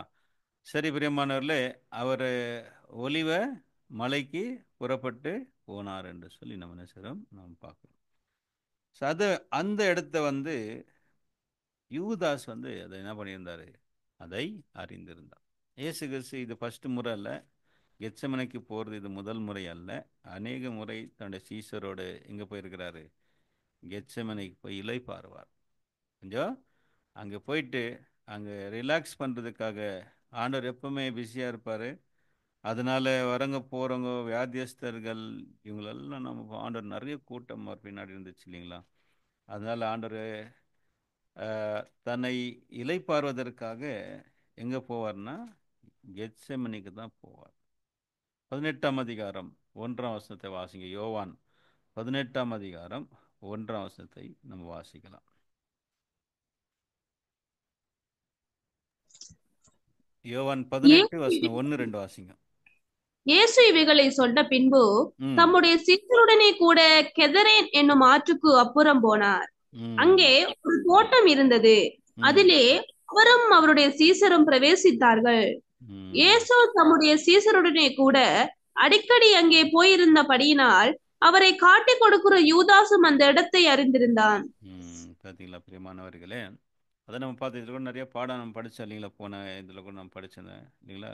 கார்டன் ஆஃப் காட், தேவனுடைய தோட்டம் என்ற கெத்செமனே தோட்டையும் ஏதன் தோட்டத்தை நம்ம கம்பேர் பண்ணி நம்ம பாடம் படிச்சிருந்தோம் அன்புக்குரியவர்களே.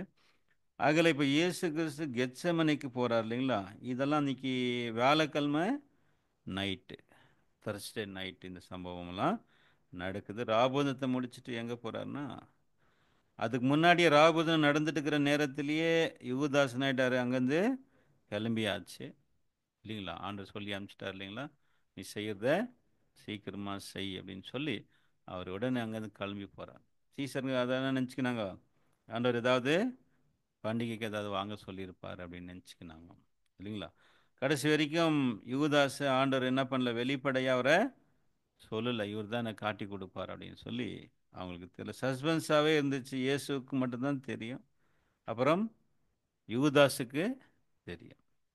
ஆனால் யூதாஸ் அதை கூட என்ன பண்ணுறாரு, எல்லாரும் கேட்குறாங்களே, உங்களில் ஒருவன் என்னை காட்டி கொடுக்க போகிறான்னு சொன்ன உடனே எல்லோரும் நாங்கள் நானும் அப்படின்னும் போது யூதாஸுக்குன்னா கேட்குறாரு, நானா அப்படின்னு கேட்குறாரு. அப்போ ஆண்டவர் நீ சொல்லப்படி தான் அப்படின்னு சொல்லி அங்கே மறைமுகமாக தான் அங்கே ஹேண்டில் பண்ணுறாரு. சரி, இப்போ அந்த இடத்தை வசனம் சொல்றீங்க 2ஆம் வசனம், இயேசு தம்முடைய சீசருடனே கூட அடிக்கடி அங்கே போயிருந்தபடியால் அவரை காட்டி கொடுக்கிற யூதாசும் அந்த இடத்தை அறிந்திருந்தான். யூதாஸுக்கு நல்லா தெரியும் இயேசு இப்போ எங்கே போயிருப்பாருன்றது. இதுதான் சரியான இடம், இயேசுவை காட்டி கொடுப்பதற்கான சரியான நேரம். அதுக்குள்ள நமக்கு தெரியலைங்களா எப்படி காட்டி கொடுத்தாரு இல்லைங்களா. அங்கே நீங்கள் பார்க்கும்போது பிரியமானல ஒவ்வொரு எழுத்தாளர்களும் ஒவ்வொரு விஷயத்தை ரொம்ப ஹைலைட் பண்ணுறாங்க. என்ன சொல்கிறாருன்னா, யூதாஸ் மத்தேயுவில் எழுதும்போது மத்தேயு சொல்கிறார் இல்லைங்களா. மத்தேயு என்ன எழுதுறாருன்னா, நான் யாரை முத்தம் கொடுக்குறேனோ அவன் என்ன செய்யுங்க, அவனை பிடிச்சுக்குன்னு போங்க அப்படின்னு சொல்லி. அதே மார்க்கு எழுதும்போது எப்படி சொல்கிறாருன்னா, யூதாஸு என்ன சொல்லியிருக்கிறாருன்னா, அவரை பத்திரமா பிடிச்சிட்டு போங்கன்ற ஒரு வார்த்தையை அங்கே பயன்படுத்தியிருக்கிறார். ஏன் அப்படின்னாக்கா, ஆண்டவர் இயேசு என்ன ஆயிடுவார், தப்பிச்சிடுவார்ன்ற ஒரு எண்ணத்தில். மார்க் 14ஆம் அதிகாரம் 53 சில வசனங்களை நம்ம வாசிக்கலாம் வாங்க. 14 சாப்டர் 53 சில வசனங்களை வாசிக்கலாம். இயேசுவை அவர்கள் பிரதான ஆசாரியனிடத்தில் கொண்டு போனார்கள். அங்கே ஆசாரியர் மூப்பர் வேதபாரகர் 44 படி. அவரை காட்டி கொடுக்கிறவன் நான் எவனை சுத்தம் செய்கிறனோ அவர்தான், அவனை பிடித்து பத்திரமாய் கொண்டு போங்கள் என்று அவர்களுக்கு குறிப்பு சொல்லியிருந்தான். பாருங்க என்ன சொல்லியிருந்தாராம் பாருங்க பிரியமானவர்களே இல்லைங்களா.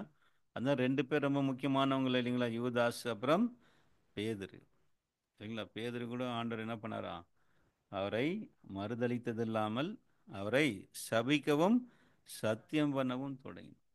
சமயம் ஒரு மனுஷனை நேரம் எப்படி மாற்றிடுது இல்லைங்களா.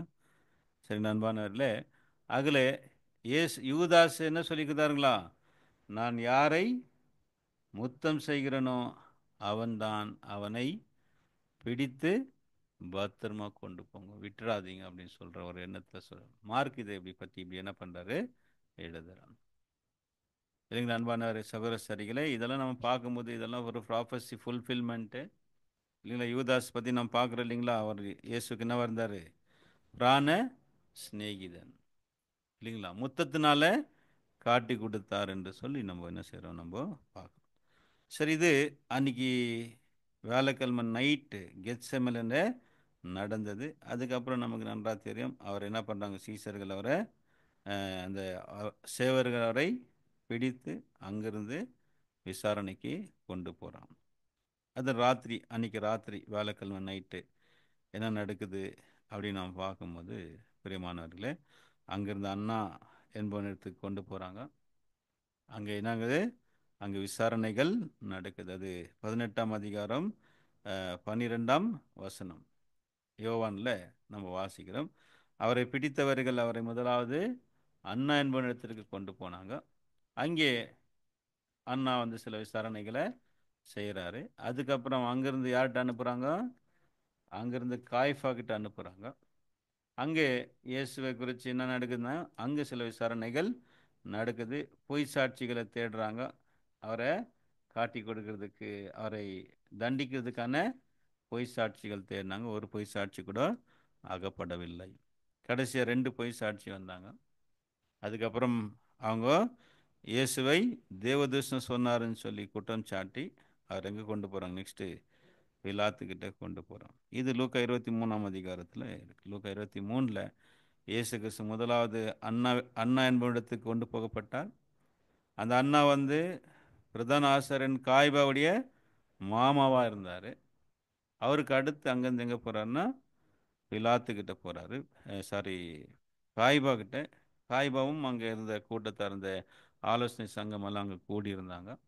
அங்கே இயேசுக்கு சில விசாரணைகள் நடக்குது. 2 விதமான விசாரணைகள். ஒன்று ரிலீஜியஸ், நாங்கள் ஒரு கோர்ட்டில் நடந்த விசாரணைகள், மத ரீதியான விசாரணை. இன்னொன்று சிவில், அரசாங்கத்துக்கு எதிரான குற்றச்சாட்டுகள் இயேசு மேலே சாட்டப்பட்டது.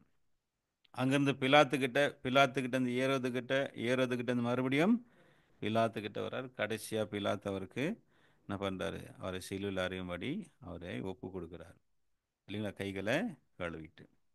செய்து சாட்டர்டே, அதாவது சாரி தர்ஸ்டே நைட்டு அவருக்கு இதெல்லாம் நடக்குது. ஃப்ரைடே என்ன ஆகுதுனாக்கா, பிரியமானவர்களே, அவர் என்ன செய்கிறாங்க? சிலுவையில் அறைகிறார். ஃப்ரைடே இல்லைங்களா? 9 மணிக்கு இயேசுக்கு சிலுவையில் அறையப்பட்டார். இதை குறித்து நீங்கள் மார்க் 15ஆம் அதிகாரம் 16லேருந்து 41 வசனங்களில் எழுதப்பட்டிருக்கு. காலையில் 9 மணிக்கு சிலுவையில் அறையப்பட்டு 3 மணிக்கு ஆண்டவர் இயேசு கிறிஸ்து தன்னுடைய ஜீவனை விடுறார். அதற்கு பிறகு அவர் அடக்கம் பண்ணப்படுறாரு.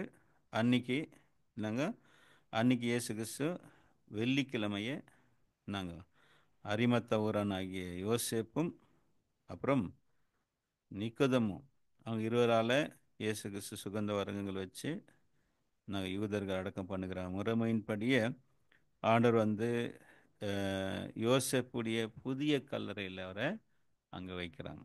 இதெல்லாமே கூட நம்ம அன்னைக்கு ஃப்ரைடே நடந்த சம்பவம் இல்லைங்களா? சாட்டர்டே ஓய்வு நாள், சண்டே ஆண்டவர் இயேசு நன்னார் உயிர் தெழுந்தார். சதான் அந்த லாஸ்ட் வார நிகழ்ச்சிகளை நம்ம இன்னைக்கு பாடத்தில் நம்ம என்ன செய்தோம், நம்ம பார்த்தோம். அன்புக்குரிய சகோதரர்களே, இந்த லாஸ்ட் வீக் என்பது இயேசுடைய வாழ்க்கையில் நடந்த முக்கியமான சம்பவங்கள், அதை நாம் பார்த்தோம் இல்லைங்களா? முதலாவது நாள் என்ன நடந்துச்சுன்னா, இயேசுக்கு ராவு இருந்து மார்த்தாள் மரியாளுடைய வீட்டில் நடந்துச்சு. அடுத்த நாள் இயேசு கழுதை மேலே அந்த பவனி வந்த சம்பவம் நடக்குது. இது நாங்கள் சண்டே. அப்புறம் மண்டே இயேசு கிருஷ்ணாகிறாரு மறுபடியும் பெத்தனியாவுக்கு போகிறாரு. ஆலயத்துக்குள்ளே போய் என்ன செய்கிறாரு? ஆலயத்தை சுத்திகரிக்கிற சம்பவத்தை நம்ம பார்த்தோம். ஆலயத்தில் இருந்த புறா விற்கிறவங்கள, காசுக்காரர்கள் எல்லாரையும் துரத்தி விட்டு அங்கே ஆலயத்தை சுத்திகரிக்கிறத பார்த்தோம்.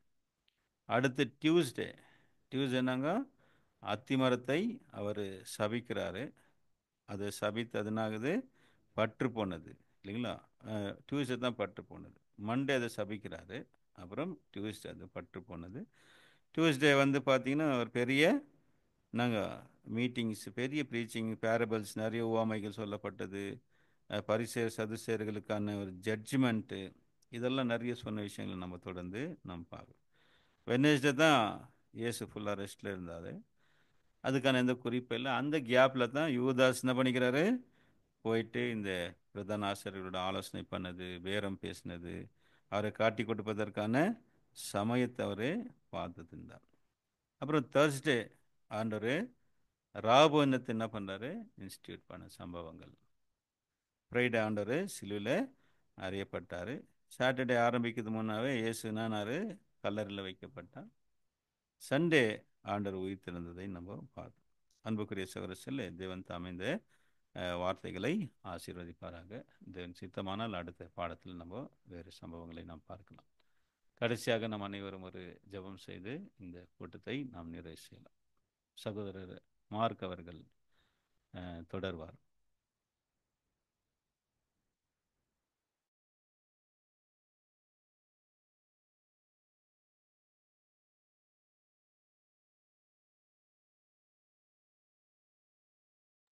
Mark brother.